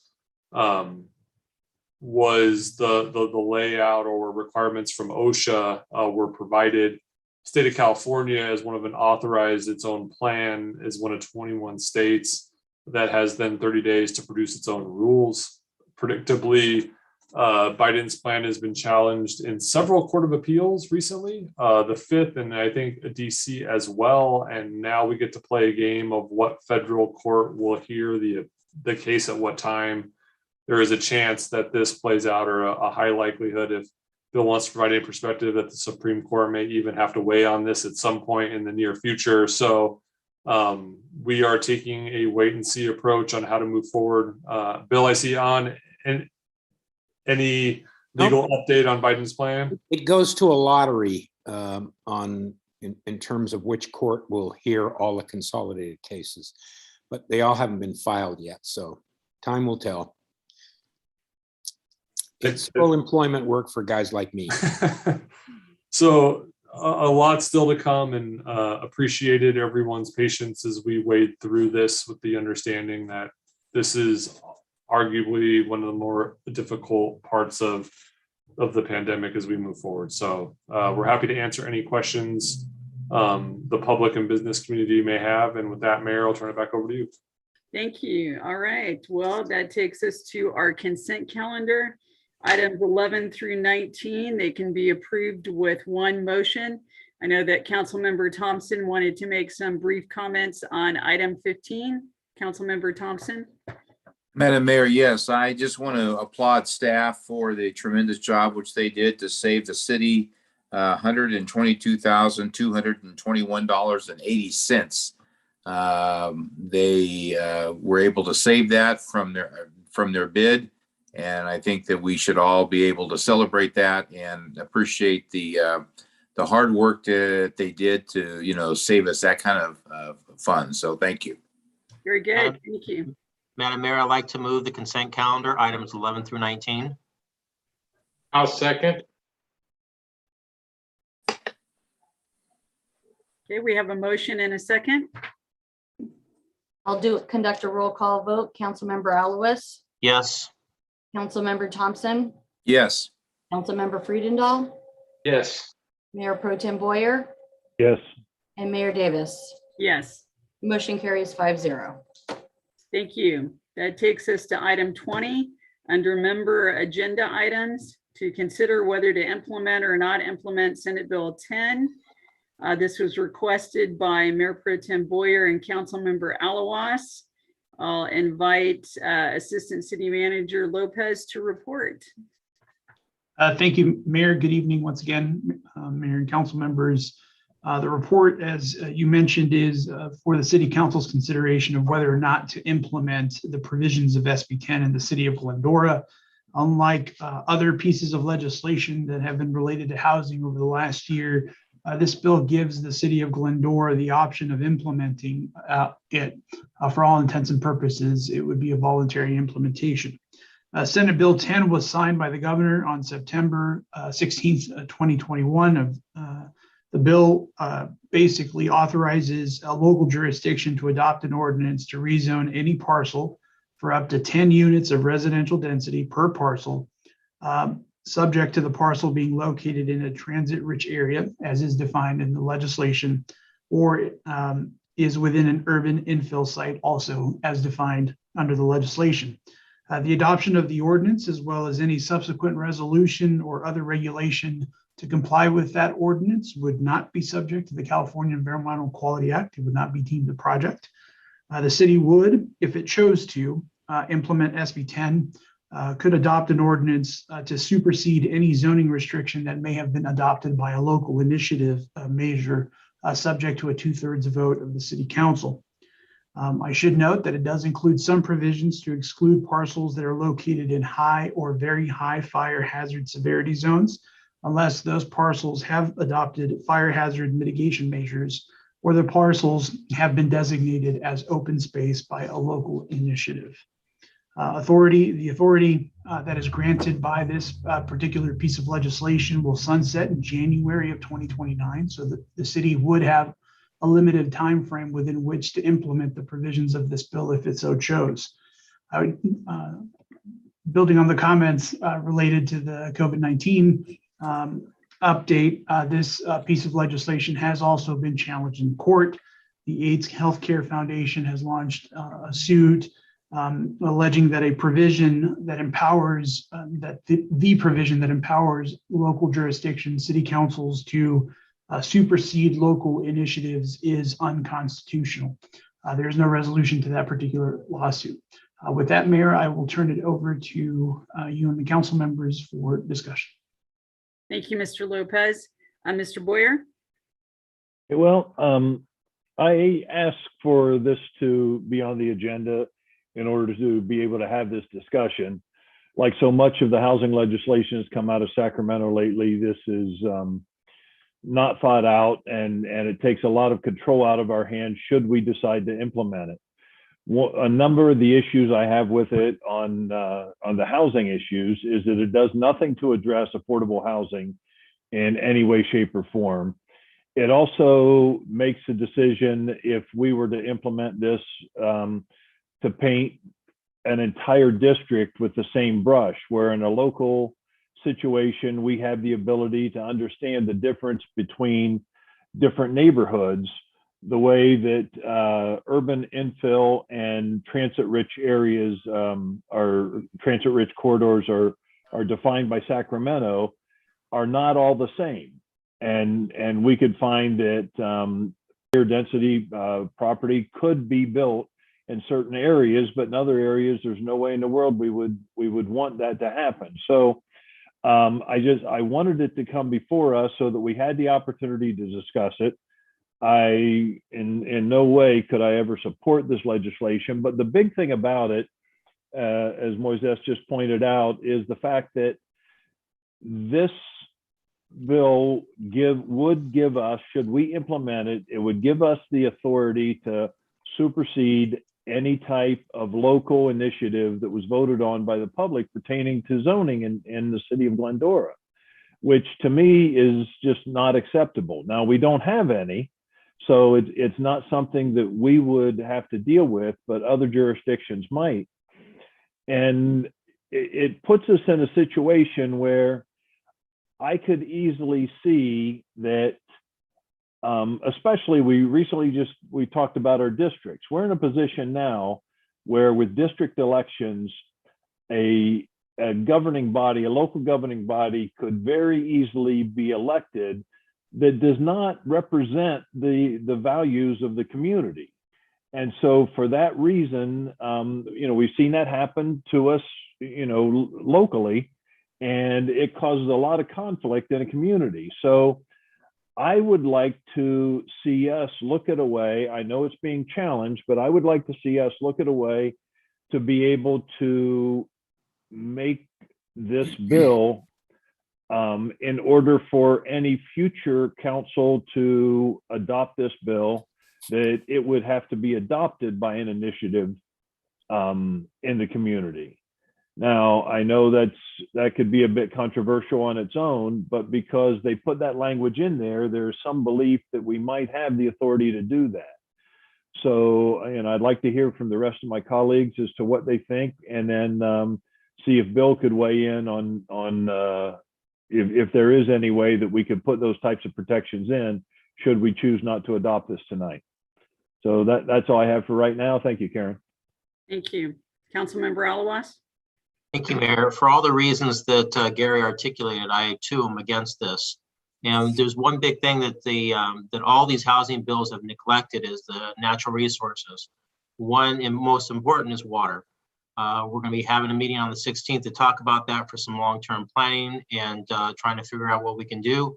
One of the big reasons why we wanted to take the visit to the dam to kind of find out and get a better idea of what our resources are. And by adding this much more density without having some long-term planning for the natural resource such as water, and also traffic mitigation and things of that nature, since that has also changed from the old way of measuring traffic, we need some more time and we need to figure out some more resources.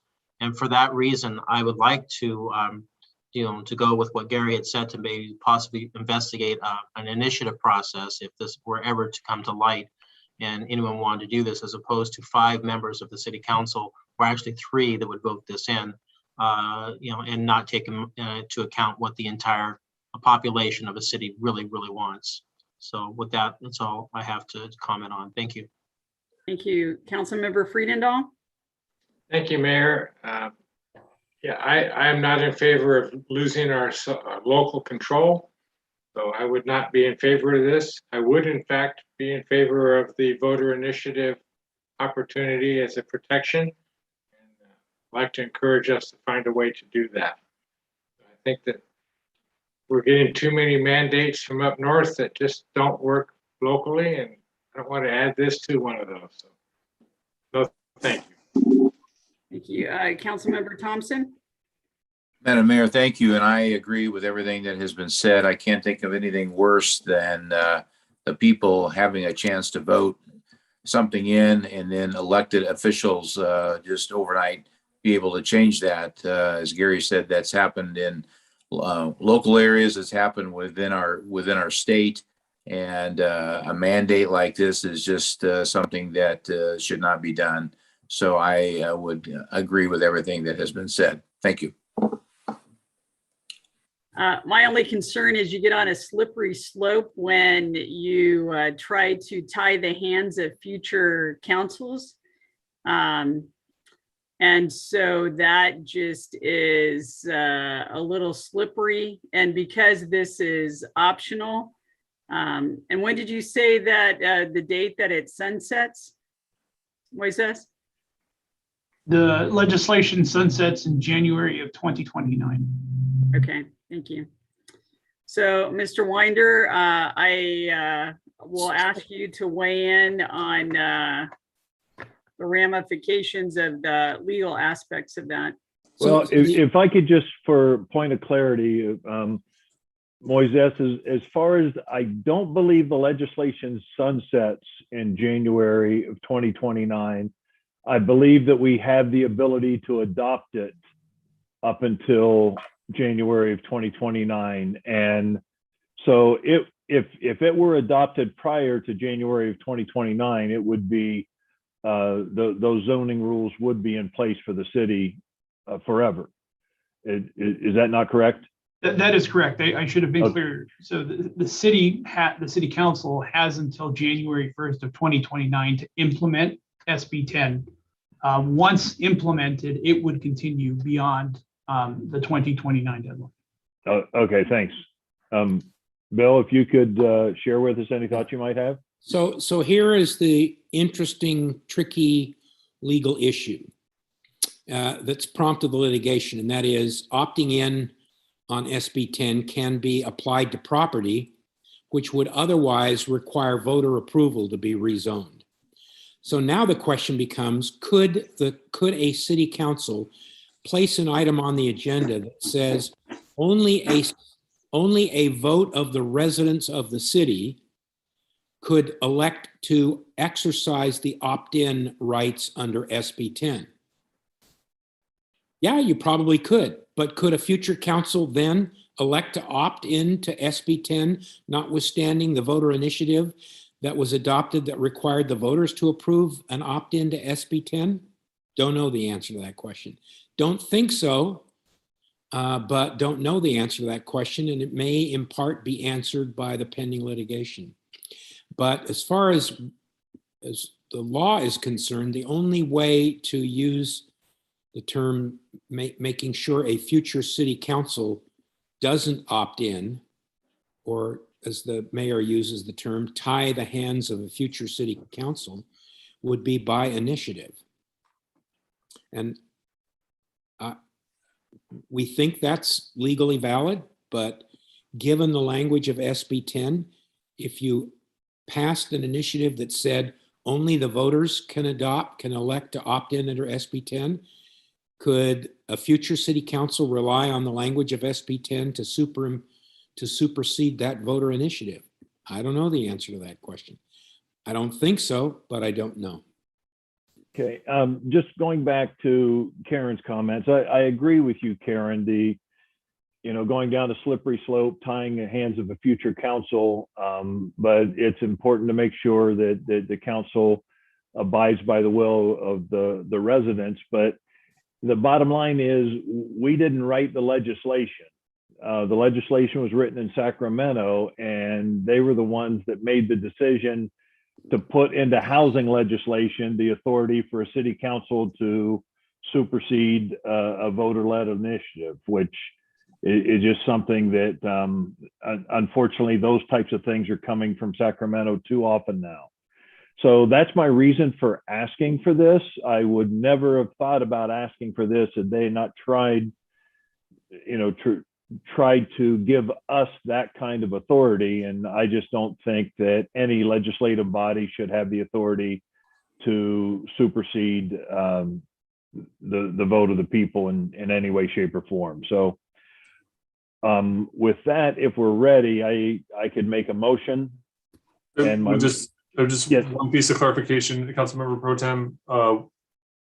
With any initiative process, we would be looking at some additional cost. Does the council want to have I don't know, Kathleen, if you have that information offhand, what a potential. That was going to be my next question, is what all involved in trying to stop something that might happen? What's the cost in terms of staff and dollars? Well, I think my motion might be able to help with that, which would be that I would move that we do not adopt SB 10 at this point and instruct staff to come back to us at a future meeting with some clarification and guidance and legal advice on how we might be able to make sure that SB 10 is not adopted in the future without a voter initiative. I'll second that.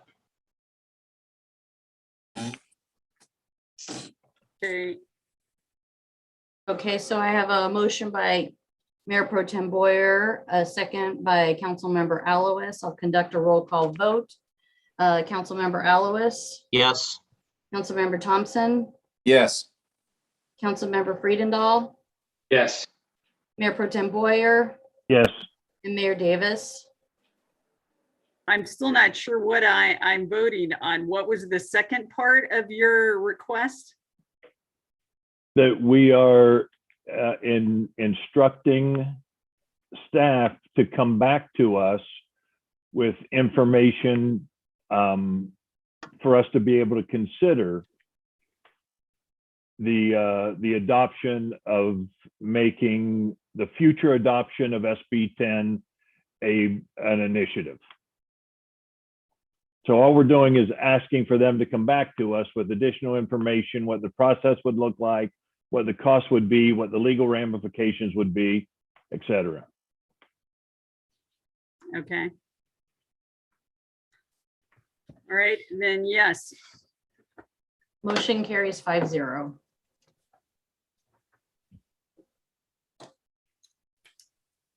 All right, that takes us to unfinished business, which we have none. New business, capital improvement program update. Public Works Director Allison Sweet, welcome. Thank you. Can everyone hear me okay? Yes. All right. Good evening, Madam Mayor and City Council. Let's move on to the next slide, please.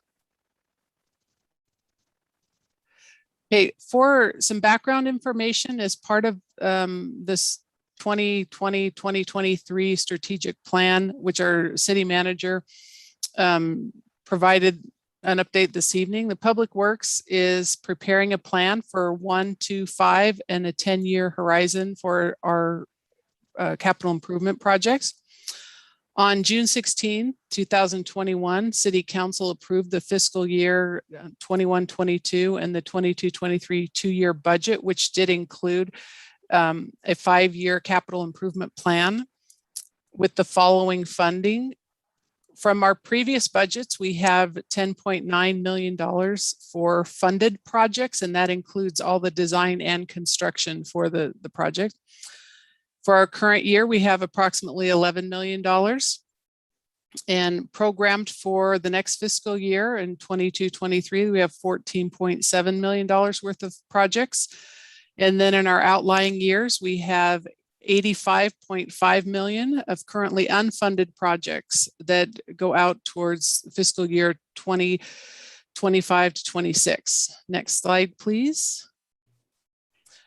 So Public Works staff is developing tools to organize and facilitate the delivery of these projects, which Adam alluded to. And this will include an active projects list. This is just a portion of a draft, and it will include all of our, like the project descriptions, the timeline for design and construction, the funding information, and it will be updated monthly by our project management team and engineering.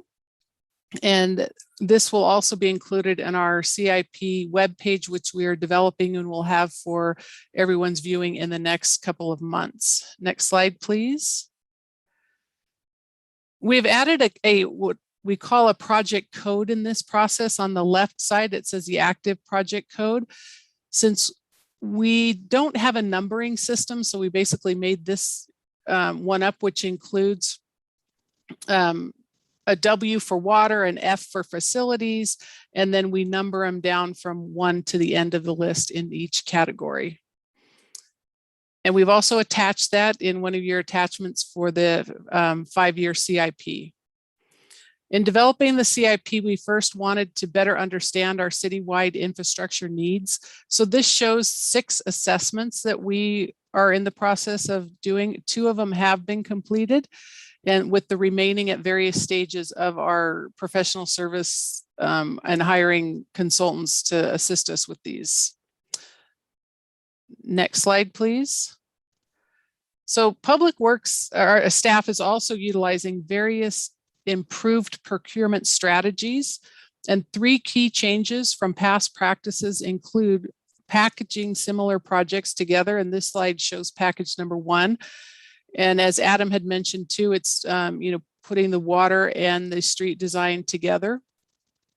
And we will be coming back to you on the December 14th meeting to award the design portion of these package projects. And I will show you, there's like 5 more slides of the various packages. The next item that we are working on is to update a more robust public or professional services on-call consultant list, which will be tentatively come also to the December 14th meeting. And then we're also identifying and utilizing relevant cooperative purchasing agreements. I'll explain these a little more later. And this is our first of 4 slides that identify the packaging of the similar projects. And just hours ago, our Public Works engineering staff completed professional services interviews with 40 professional service consultant teams over the last couple of weeks as part of this selection process. Once we finish the selection, we'll be coming before council again on our next meeting at December 14th to consider award of design for these 5 packaged projects.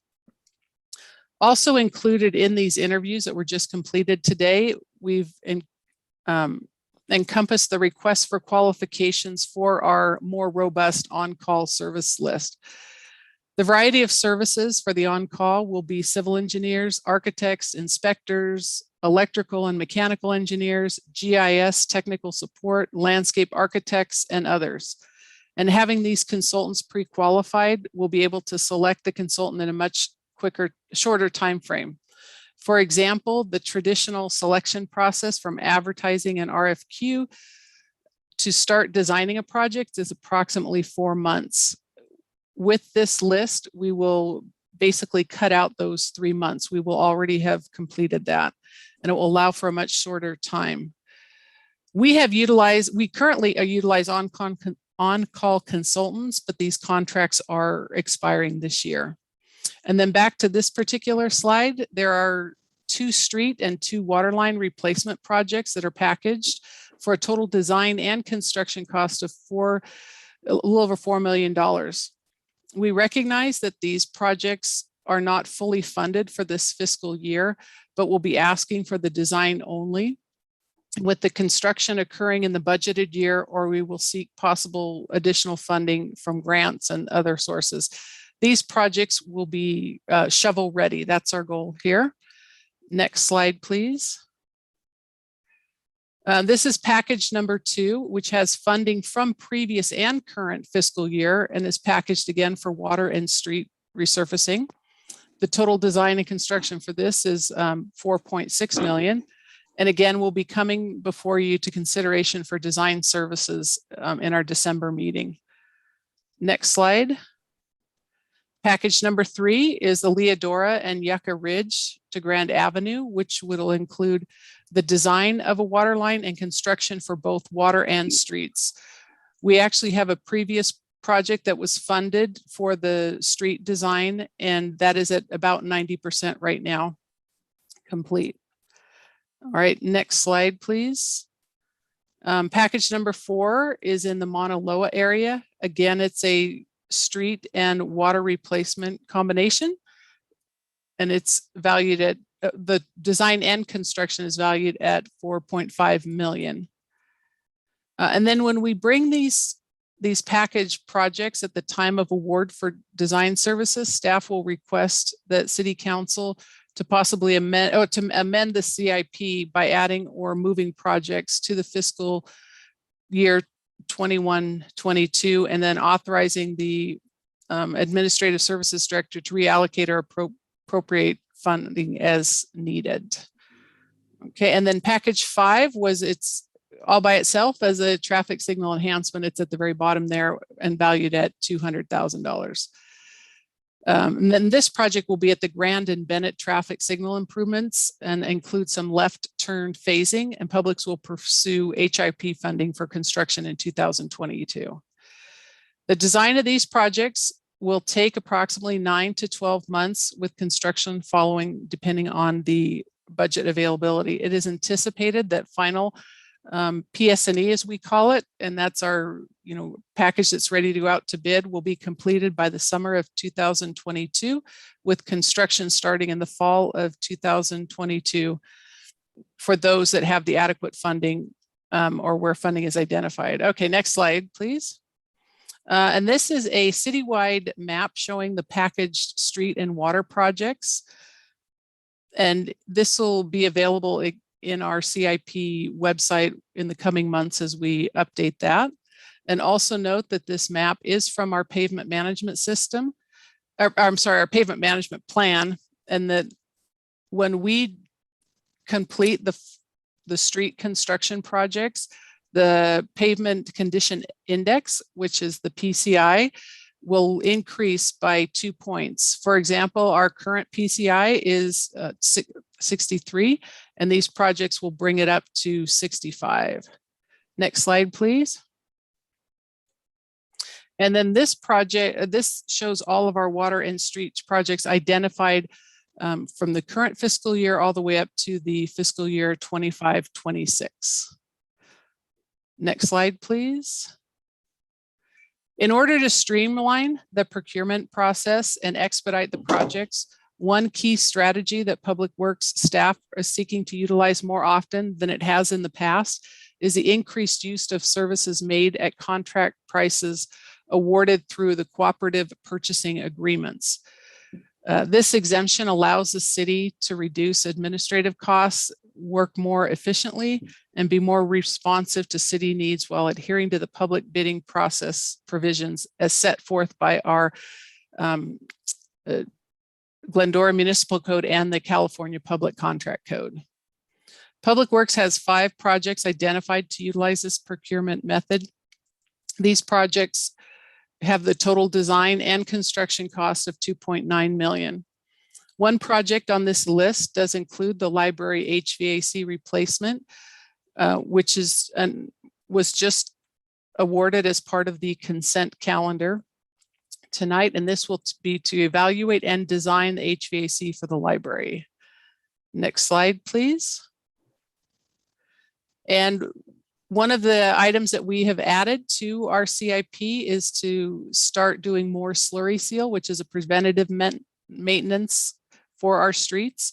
And so this shows our upcoming 5-year CIP plan. This minimally increases the pavement condition index, but it will preserve the streets for an additional 5 to 10 years. Next slide, please. And then in addition to the previous projects noted that we talked about, we'll have some more in-depth updates and actions for these and other projects that we will be continuing and discuss at the December 14th meeting. So for our next steps, we have a lot to show you at the December 14th meeting. We will request an award of the 5 packaged design projects. We will request approval of our on-call services consultant list.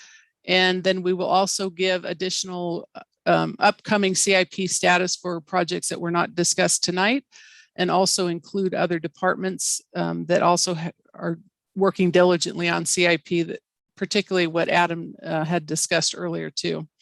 And then also, I think at this time, if you can let me know if there's projects that you have specific questions, I can go into further depth at the December 14th meeting. And moving forward, Public Works will be providing quarterly updates to the City Council, and we will also be providing these maps and our active projects lists on our website. And I would also just like to give credit to our Public Works and engineering team for developing our latest project delivery systems, and everyone is eager to get these projects moving. So that concludes my presentation. Thank you. Councilmember Thompson. Thank you for this report. I do agree, and I appreciate the development of the system, of the reporting structure. It seems like that we've taken a lot of positive steps to organize the various things that we need to do. I have made my disdain for package 1 and project code ST3 abundantly clear to management and to our leadership. I disagree with the logic that is being told to me on that code.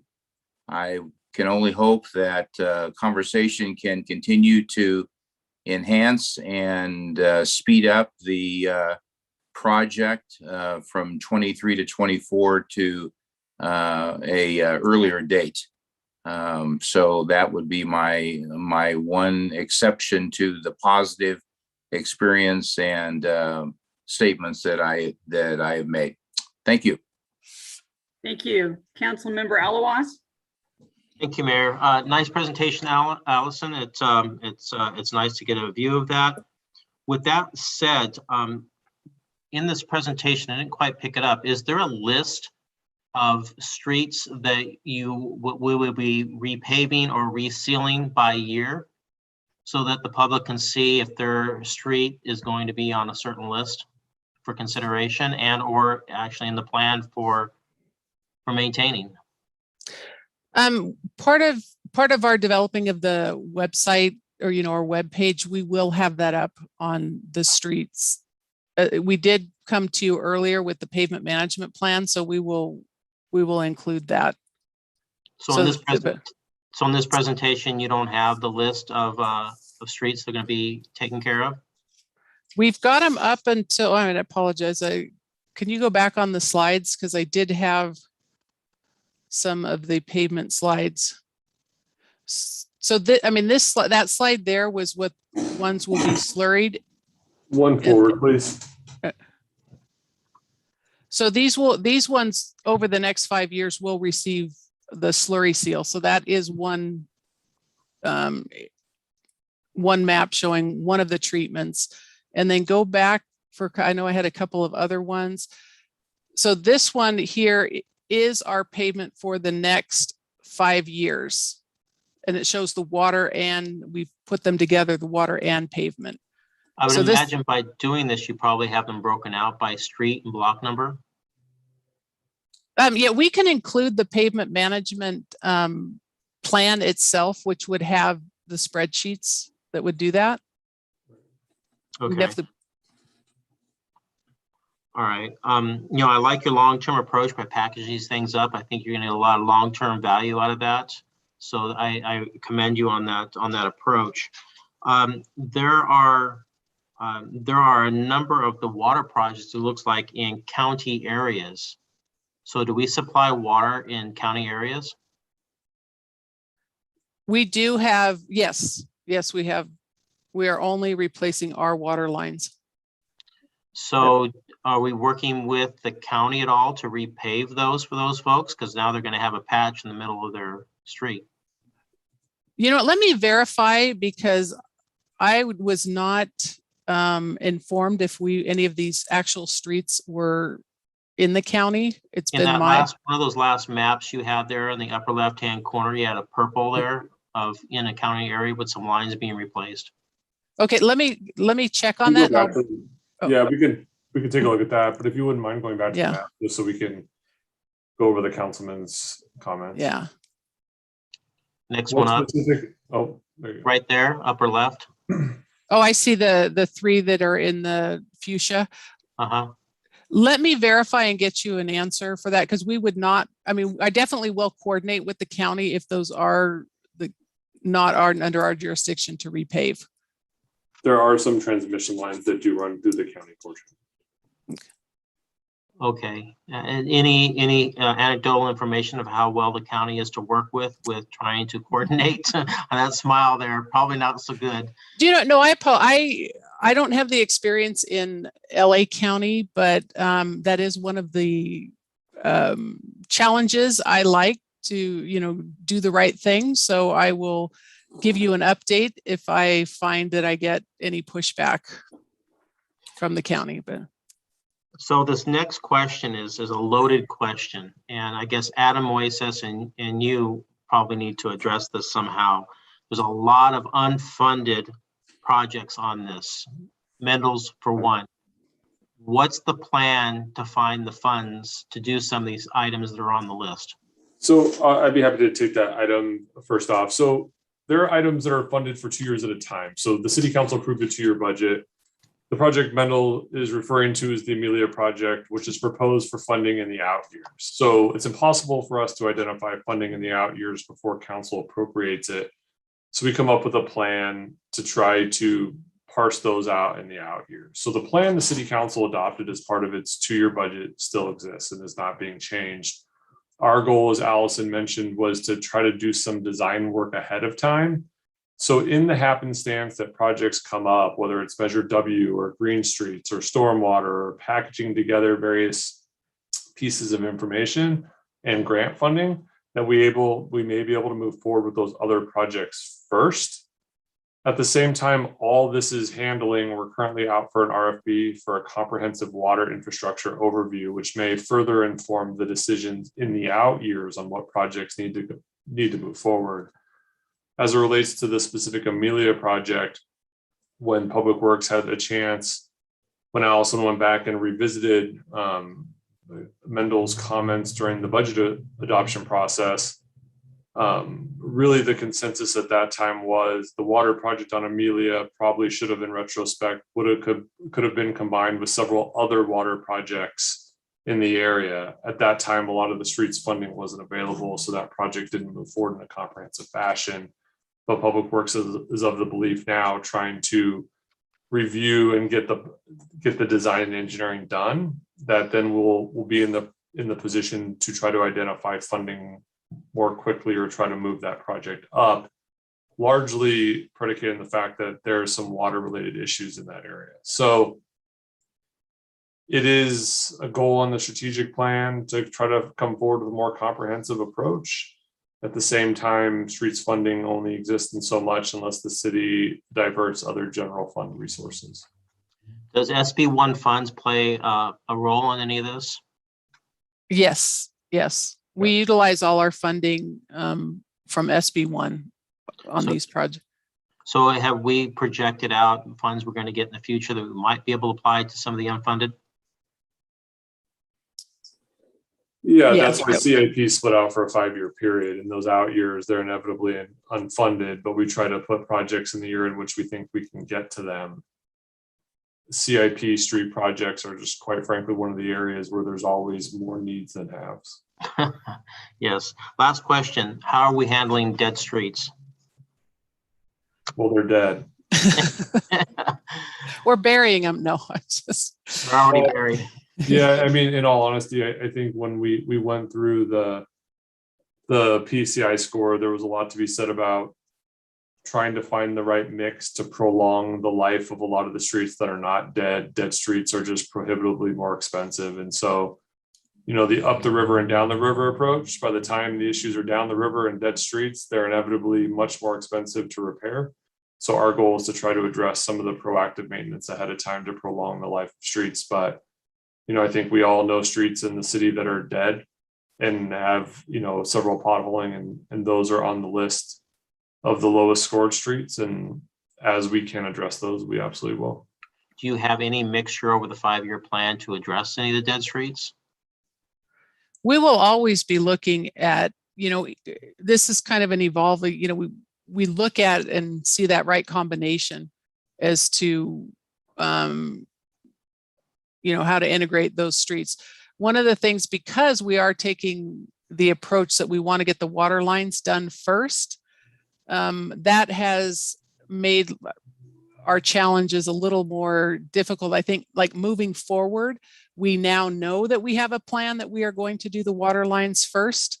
And so we will start to look at those dead streets really. And then we're also doing a big water infrastructure master plan that will be coming up soon. And that is another, you know, we'll look at them in that regard too. So I guess to be clear, we don't have anything in the mix right now to address dead streets over the next 5 years? Just to sort of try to come full circle there. As water projects come up where we can combine street funding, whether it's a dead street or not, those streets will be addressed at that time. It's not, we're going to address 10 miles of dead streets a year. I mean, that's not how, we don't have funding for anything like that. So it's, how do we leverage the funding we have to try to both maintain and fix those dead streets? So every 2-year cycle, when city council reviews the CIP or there's excess, we come back before the city council and says, here's what the plan states on trying to improve the overall PCI score. Here are the projects we can do. What do you think? All right, thank you. Councilmember Friedendahl. Thank you. Thank you, Allison, for a great report. It's nice to see the modernization approach of tackling this and packaging things, and certainly makes a lot of sense. And I've been assured that you're working diligently to record things so that generations from now, people go into the next time of digging down, they don't have the discoveries that you're facing today. So I'm sure that's something fun you're not trying to leave them. Thank you for that, and I appreciate the information. Thank you. Thank you, Mayor Pro Tem Boyer. Allison, I got a question about our cooperative purchasing agreements that we have. My understanding is that there's programs in place where other cities or other entities have worked to come to agreements on different types of costs of projects, and that we have the ability to tag on to those without going through the entire bidding process again. Does that sort of summarize it? Yeah, what it does is basically, if another city really has already done the bidding process, if we were to do the same thing, we would, in theory, get similar prices. And so we just eliminate that first portion of the process. Okay. A question that I have then is, because let's face it, every city does things differently. Do we have like guidelines or some sort of a double checking system to make sure that we're not tagging on to a city that did a really bad job going out to bid on a project? Yeah, no, and it is right now, I will let you know that Michael Sled, our assistant director, he's not on the call tonight, but he has been the one that has been able to utilize it to the ability, and he and I talk periodically. We recognize that it's not something for every project, and it really has to be like oranges to oranges or apples to apples. So we're not just using it for any specific project, unknowns. Okay, I appreciate that. I do want to touch base a little bit on the issue that Mendel brought up. And as I'm sitting here thinking about it, I moved into a home right off of Amelia in 2002.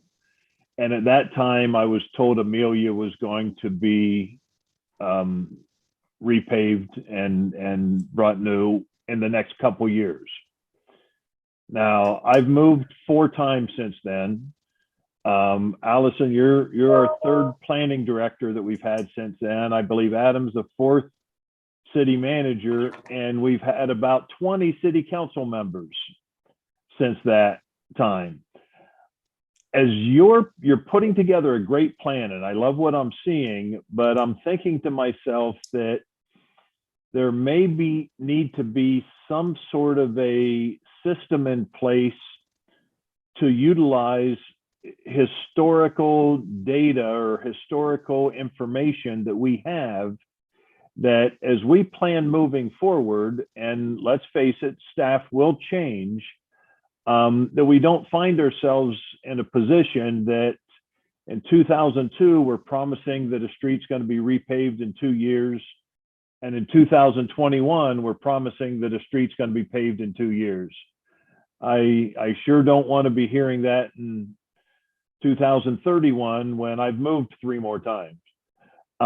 Is there something that maybe you could take a look at and consider how something like that can be addressed? Because as a resident in a community, when you've lived someplace for 40 years, you see these types of things happen a lot, and I guarantee everybody's had these types of experiences. But there really does need to be something in place. At some point, there needs to be the ability to pull the trigger and say, okay, this time we mean it. So just a suggestion, as you move forward with this plan, I'd like to see something like that put into place. Well, I know part of this whole, the plan that we are doing is to have good records of those kind of commitments. And if they, one of the things I've done since I've been here was attempt to, it wasn't all on one page, but to really look at what projects were out there, and I've been trying to capture them all. And that's what's in our current 5-year CIP, even those unfunded projects. And so if there's any additional projects that people are aware of, similar, like you do have a history that I don't have, I have been trying to capture everything I can. I've been paving streets for 30 years about, and so, it is important that if we do make that promise, there are things that end up with delays, but not 10-year delays. Yeah, and I think one of the big pieces is when someone sees a street, Councilman, Mayor Pro Tem, in the out years, in years 3, 4, and 5, and that doesn't get done in those years. When we moved into our house, my neighbors told us they were promised that street was going to be repaved 15 years ago. That and Live Oak, and it's the urban legend that it's always going to be done. And I think everyone in town at one time probably had their street on years 3, 4, and 5 in a budget document. The conversation we had as a city council and staff perspective when we had the pavement management system conversation that told us how much money needed to be invested in those projects, really following through on funding in the 2-year budget and always striving to get those out-year projects done early is how we're going to solve that issue. I agree with you, and I sympathize with Mendel that there have been a lot of projects, street paving specifically, that have been promised throughout the years that didn't come true. as sales fall in California and less gas tax comes in, the funding then shrinks in the out years. Or if the state of California passes a clause and it takes away money from cities, streets fall away in the out years. Streets are the easy cut when it's a general fund dollar. And I think really in the 2-year budget, sticking to the plan and doing the stretch goals is what's really important, is finding those projects. And as Allison mentioned, we're going to put as much of this information up on the website as possible where it's easy to understand, and then create a scorecard where we follow through and say these projects were budgeted this year and they got done. Check mark, projects were completed. And I think that is how we remain both transparent and accountable to both the city council and the public, is to publicly state what our intentions are and then grade ourselves against it. Okay, no, I appreciate the effort. I like what I'm seeing so far. I have a lot of faith because Lorraine got done, and that was initially promised when Mendel had brown hair. So good job, and appreciate the effort. Thank you. That is true, Gary. That is so true. Yes. So every time that you are disappointed with Amelia, just drive up and down Lorraine. And no, thank you very much for this information. And we'll look forward to what lies ahead with some of these projects. So do I have a motion to receive and file? So moved. I'll second, Gary. I have a motion by Councilmember Alowis, a second by Mayor Pro Tem Boyer. I'll conduct a quick roll call vote. Councilmember Alowis. Yes. Councilmember Thompson. Yes. Councilmember Friedendahl. Yes. Mayor Pro Tem Boyer. Yes. And Mayor Davis. Yes. Motion carries 5-0. Thank you. That takes us to item 22, award the Public Works contract for Cullen Avenue water and street improvements between Foothill Boulevard and Bennett Avenue. And tonight to give us the report on that is Civil Engineering Assistant Carpio. Welcome.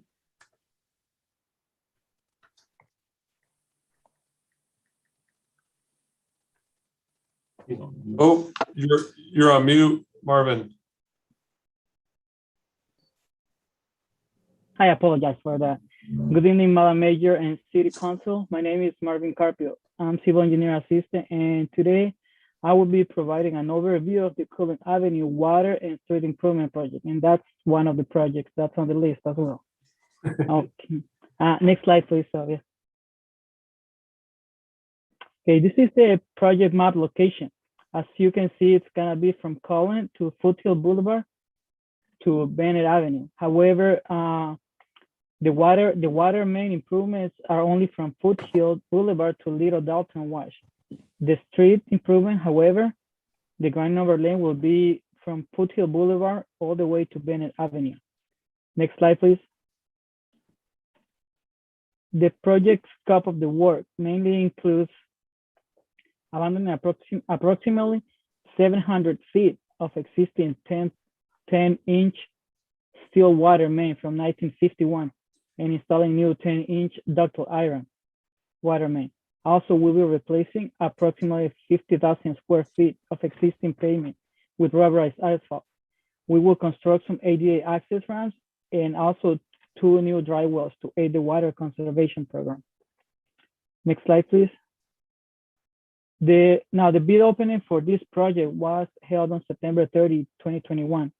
Out of 7 received bids, Gentry Brothers have been identified as the successful bidder with a bid amount of $411,180.90. And the engineer's estimate, as you can see on the screen, was $433,000.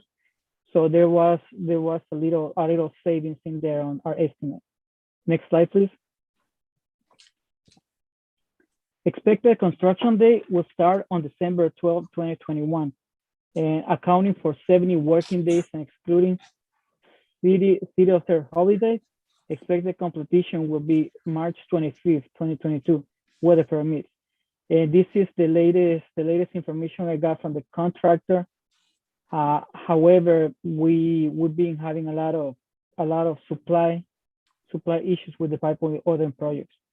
So that might delay the project. However, those are the time as of right now. Now, next slide, please. Okay, now as you can see on the screen, projects anticipated expenditure add up to $462,298.99. However, construction management will be conducted in-house, and this translates into $10,000 reduction in overall price or savings. Next slide, please. Possible delays include, well, it's worth mentioning that delay could arise at any time. Such things as weather condition and material availability due to pipe supply shortage. Mainly the couplings for the connections also are in shortage, and contractor is hesitant to start the project until they have all materials. So it is a small transition, which I agree. We are the engineer department agree on. Next slide, please.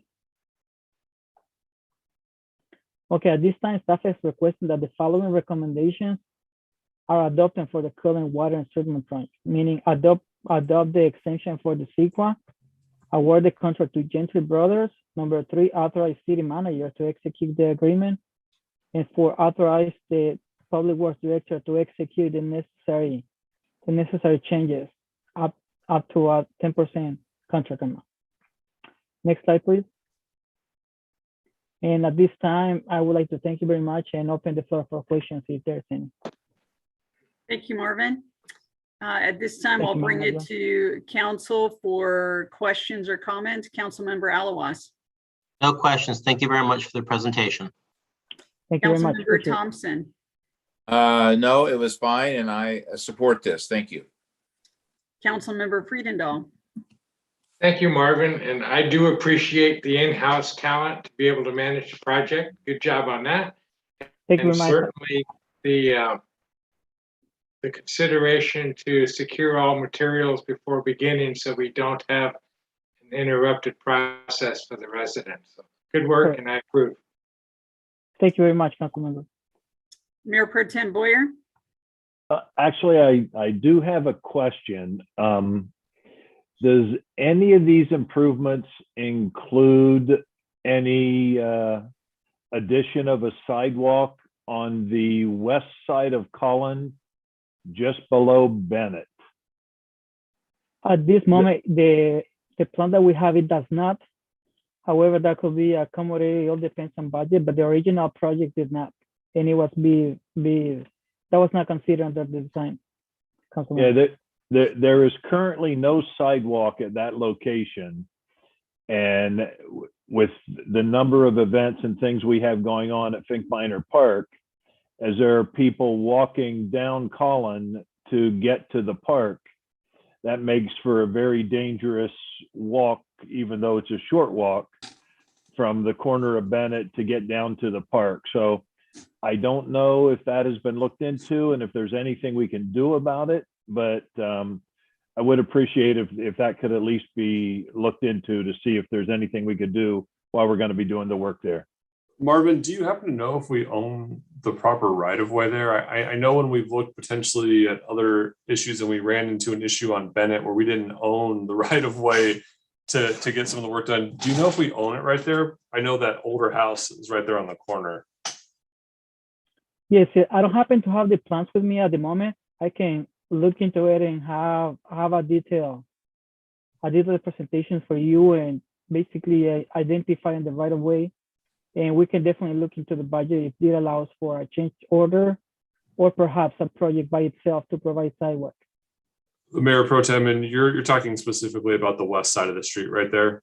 Yeah, just on the west side of the street. And you know, even if we don't own the right of way, and again, I'm not an engineer, but if there was something that could be done to make that a safer walk, if you've ever walked down there after dark, the street's a little bit narrow and it can be dangerous. And I would hate to see someone get injured there and us have an opportunity to fix it.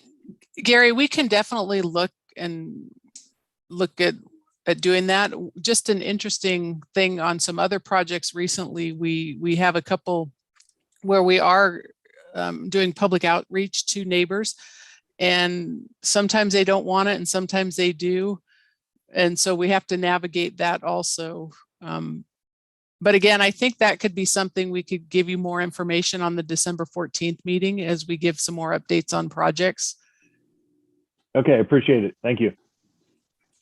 Thank you, Marvin, for that report. And yes, in regards to that property on the corner, I believe their carport comes pretty far out to the street. So I don't know about the right of way. And they also have a barn on there that was part of the Lester West property in that area. So I think that may pose some challenges on that, but that can be figured out at another time. Do we have a motion to approve? Also move. I'll second. I have a motion by Councilmember Friedendahl, a second by Councilmember Alois. I'll conduct a short roll call vote. Councilmember Alois, Yes. Thompson, Yes. Friedendahl, Yes. Mayor Pro Tem Boyer, Yes. and Mayor Davis. Yes, Motion carries 5-0. thank you. Okay, That thank you takes very- us to item 23, first reading and introduction of an ordinance setting specific regulations for organic waste disposal, reduction, recycling, and solid waste collection and recycling programs. Like to invite management analyst Andrea Ampig to report. Welcome. Hello, good evening, Madam Mayor and Council. Tonight I'll be discussing the Organic Waste Disposal Reduction Ordinance, which is one of the requirements for SB 1383. Next slide, please. So we've heard about SB 1383 and these past council meetings with presentations from myself, CalRecycle, and Athens Services. And most recently, we've approved the MOA with the San Gabriel Valley COG to participate in a regional food recovery program. Next slide. So as an overview, the ordinance outlines the requirements for single family and commercial generators, haulers, and cities to comply with SB 1383. And we currently have a solid waste chapter in our municipal code, but it does not include specific guidance on how to handle organic waste. Next slide. Currently, residents use their green containers solely for yard waste. And this ordinance will require food waste to also be placed into the green containers. And for the commercial side, many businesses have already been separating their organic waste into separate containers since 2018, when our contract with Athens Services was amended to include the commercial organics recycling program that was required by AB 1826. And since then, Athens has been monitoring and providing outreach to these customers since the inception of that program. Next slide. Establishments will be required to post signage to indicate how to properly dispose of organic waste and other waste products in their property. And we will be working with Athens to provide this outreach material to the covered businesses. Next slide. Understandably, not all businesses will generate enough food or organic waste to meet the minimum threshold. And additionally, some businesses may not have enough space to keep a separate container for organic waste. And we've been working with Athens to provide waivers, which give businesses the option to indicate whether they fall under either of these categories, so they could be exempt from the collection requirements of SB 1383. And while the regional food recovery program will handle the logistics of the food recovery program, we have the responsibilities of the commercial edible food generators and recovery organizations outlined in the ordinance to ensure consistency with CalRecycle's requirements. And since it was brought up at the previous council meeting, I wanted to highlight that there are federal and state Good Samaritan food donation acts that protect businesses that donate food and nonprofit organizations from liability when handling or distributing the donated food. Next slide. Cities will be required to purchase recycled content paper products if the quality and price are less than or equal to, or if the quality is less than or equal to non-recycled products. We will be working closely with finance to update our purchasing policy to reflect these requirements. Additionally, we'll have to plan for a way to maintain records of the recycled products that are purchased in the city. Next slide.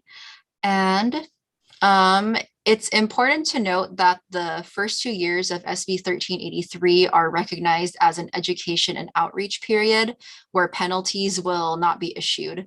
And during this period, the city and Athens and our consultant for the food recovery program, SCS engineers, will begin performing outreach, inspections, and route reviews to ensure the programs required by the law are ready to go by the full compliance date, which is January 1st, 2024. And so in the coming months, we will be finalizing the amendment to our contract with Athens Services and intend to implement these new programs and services outlined in the amendment by July 22. These will cover the programs and services that we're required to do with SB 1383. And we will also begin working on the procurement policy to ensure that we comply with the recycled content procurement requirements of the law as well. And that was it. Thank you. Thank you so very much, and appreciate all the work that you have put into this and continue as we go through this transition. So thank you very much. Thank you. Councilmember Thompson. I think I've said enough on this, so I'll say nothing more. Thank you. Thank you very much. You're welcome. Councilmember Friedendahl. Yeah, I'll take the reins. Andrea, I understand the wisdom of not shooting the messenger, but don't take this personal. I'm very happy that we're partnered with Athens as a solution over some of the other choices out there. But I contend that when we go to the larger containers and the automated trucks, even though Athens is working to help maintain the level of service, and I know they will, we're going to go from 2 trucks on a day route to 3 trucks. But the trucks are going to have to, instead of going up the middle of the street on most of our streets and being able to hit both sides in one trip, they're going to now make 2 trips down that street. So that's 3 trucks, 2 times 6 trucks a day up and down that asphalt. That's a 300% increase because the state wants to do what they want to do. So it's sad,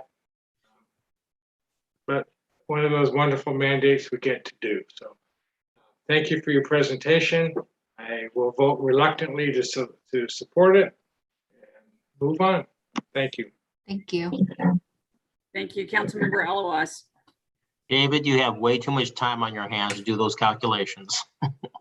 Andrea, thank you for your presentation. And I know you're just the messenger. This is a hard pill to swallow.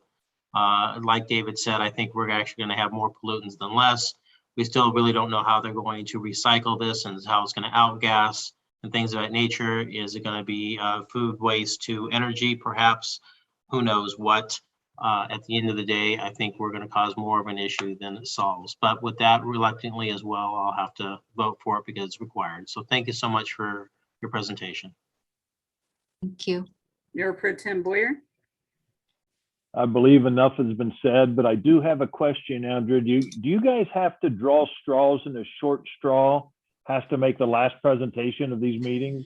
I've never been last before, so okay. Anyway, I guess it's my turn. Appreciate the presentation. Thank you. Thank you. All right, very good. Well, and thank you, Andrea. I think that hopefully as all of these changes start to take place, that people will embrace a little bit more of the positive benefit that will come out of it. So with that, I ask for a motion. I think Mendel should make the motion. No, not going there. I will move to approve. Come on, Mendel, second that. Is there a No. second? I'll second your motion.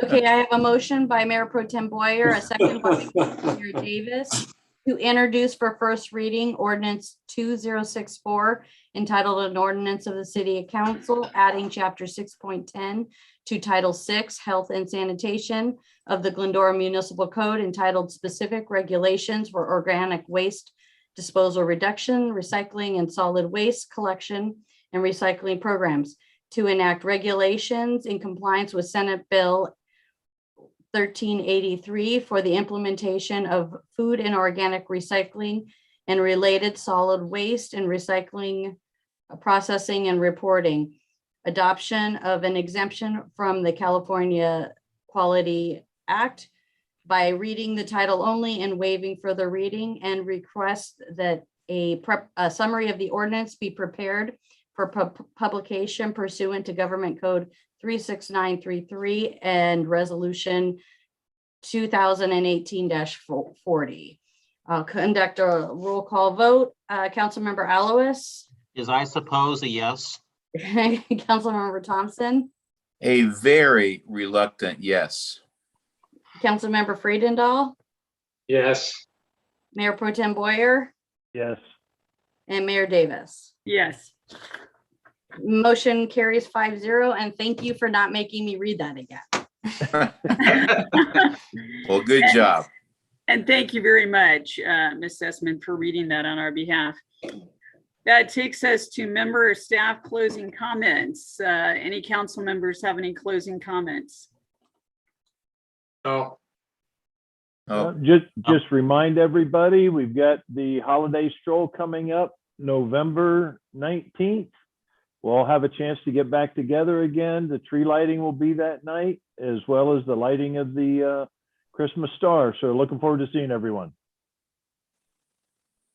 And on that evening, Mr. City Attorney, I know you have asked me about the trains at 300 North Glendora Avenue. Due to COVID restrictions, we will not have trains in the basement, but there will be a train in the parking lot that you can ride on. So Cool. you will have that opportunity that you can ride around on a train. And I invite everyone this Thursday, the 11th at 11 a.m. to join us in front of City Hall for the Veterans Day service, as we take that opportunity to give thanks for those who have served our country.